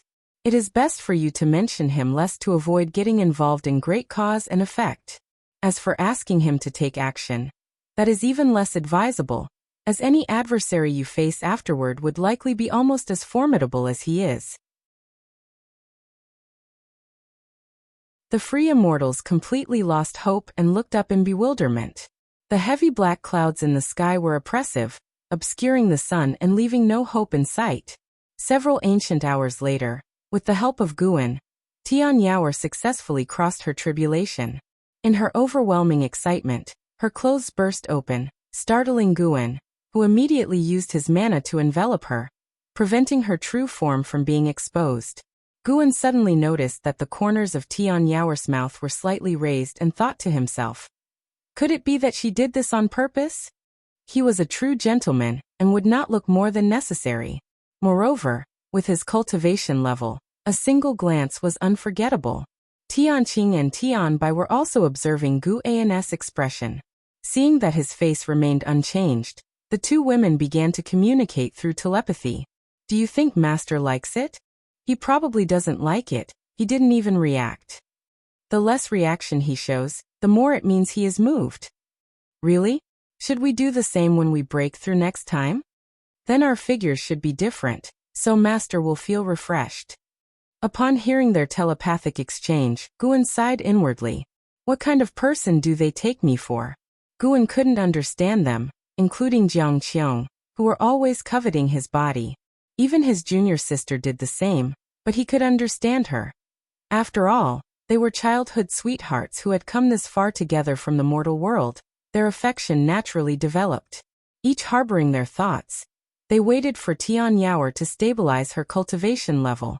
It was also with Gu An's help that Tian Yaoer managed to break through so quickly. Normally, crossing tribulation taking several days wasn't unusual. They waited until dusk before Tian Yaoer finally stabilized her aura. She stood up, wrapped in a loose white robe, and flung herself at Guan who, upon being hugged by her, could feel her body. "All right, from now on you are also a Nirvana realm powerhouse. Try to keep some dignity," Guan said sternly. Tian Yaoer looked up giggling. I just want to be like this, even if it means hanging on to my master forever. I am willing." "Hanging on forever? Aren't you tired?" Guan shook his head with a smile. Tian Yaoer blinked and asked, "What about trying for 100 years? 100 years? Guan's face twitched, and he immediately pushed her away. Tianqing and Tianbai came over and asked her how she felt now. Tian Yaoer was very excited and began talking about the transformations of the Nirvana realm. Tianqing and Tianbai listened attentively, while Guan, not in a hurry to get back, continued to eliminate demons. During this half-day period, the lifespan he had harvested had almost reached 1 billion years. If he had to cultivate by conventional methods, it would take hundreds of years.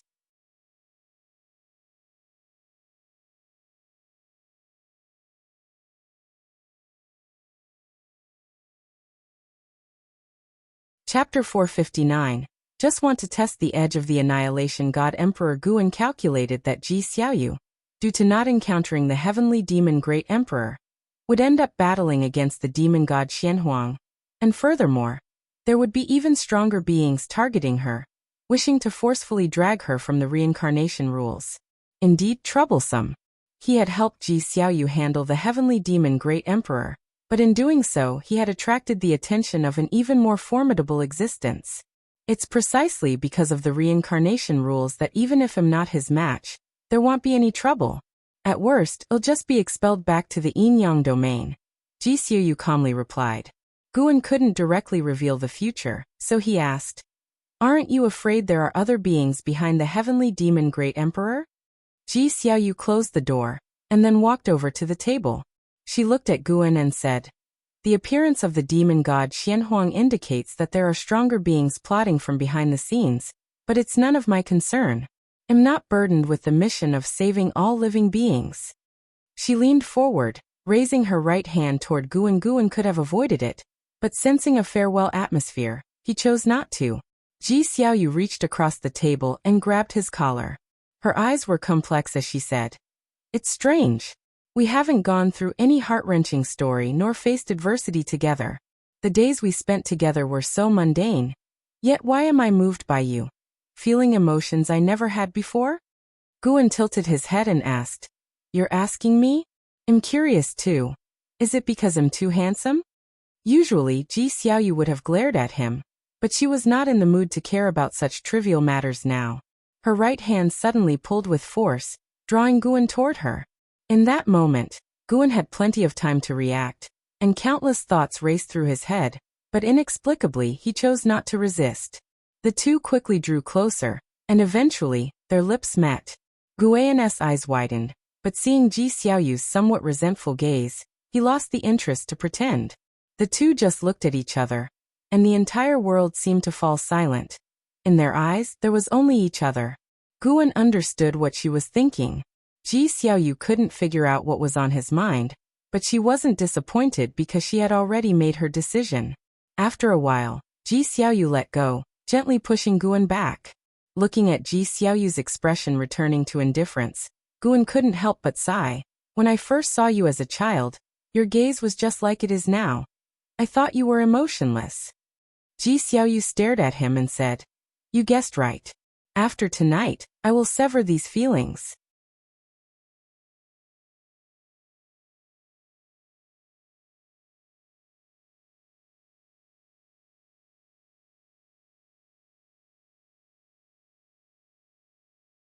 Chapter 460.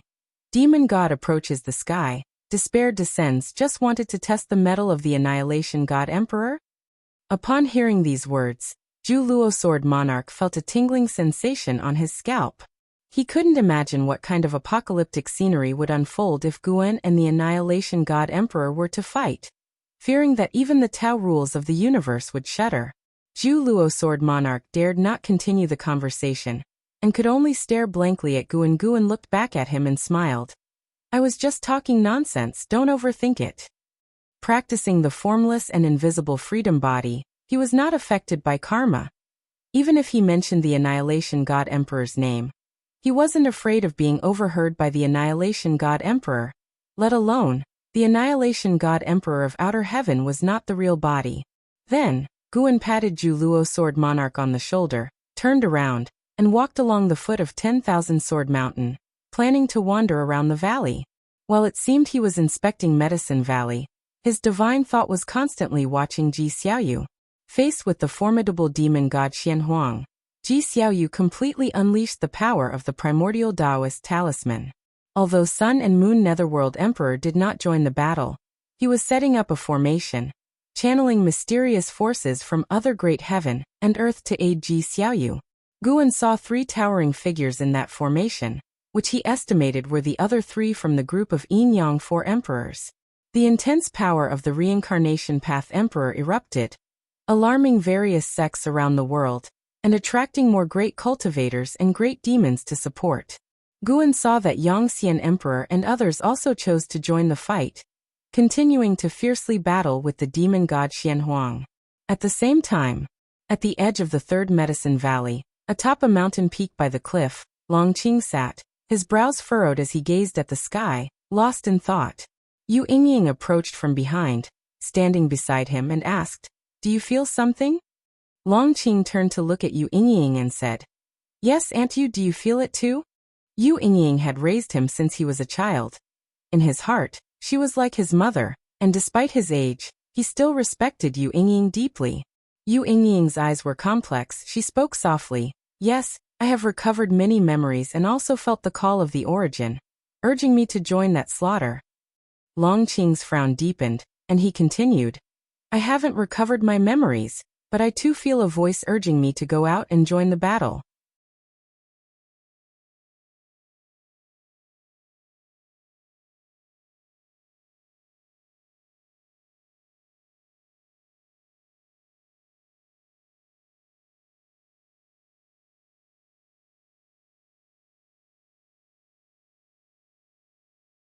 The red dust immortal emperor?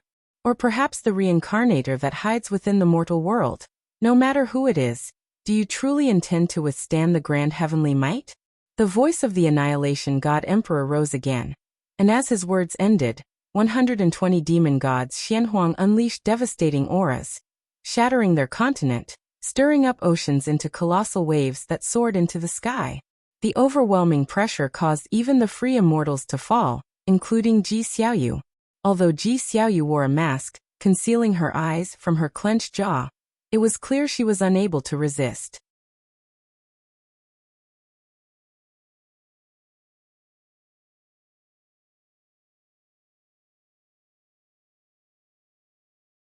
Within the Third Medicine Valley, thousands of disciples turned their heads simultaneously toward Gu An's loft. Atop the mountain, Longqing, along with Yu Yingying, also turned around.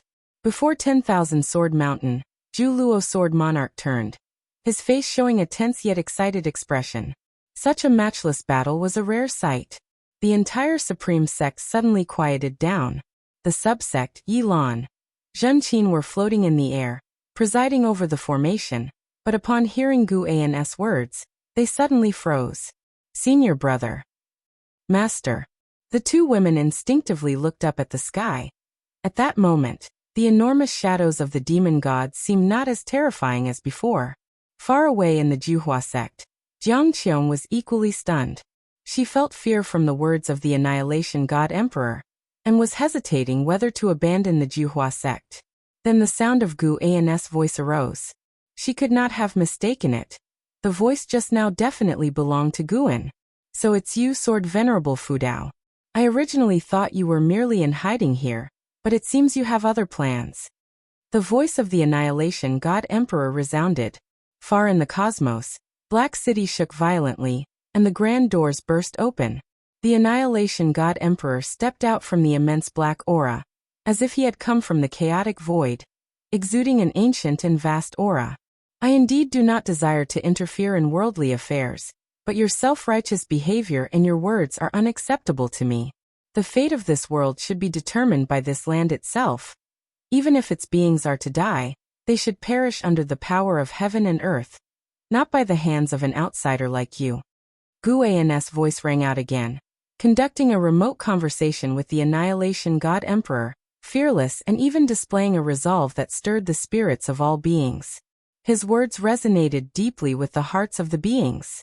Indeed, why should their life and death be determined by the heavenly demon? Third Medicine Valley, inside the loft. Xinjun looked at Guan opposite her, extremely excited, just separated by a table, watching Guan sitting calmly, sizing her up while conversing with a mysterious enemy capable of destroying heaven and earth. She was so moved that she even wanted to kneel down and worship Guan. The scene before her was not difficult to depict, but the impact Guan had on her made it impossible for her to continue drawing. Guan put down the scroll, lifted the fate-determining pen, and smiled at Shenzhen. "Would you like me to write a couple of words for your painting?" Shenzhen was still stunned and nodded subconsciously. Guan then firmly held the fate-determining pen, and wrote on the painting, "If you must interfere, then obliterate the demon god and come to outer heaven to battle with us." The tone of the Annihilation God Emperor suddenly changed, filled with oppression.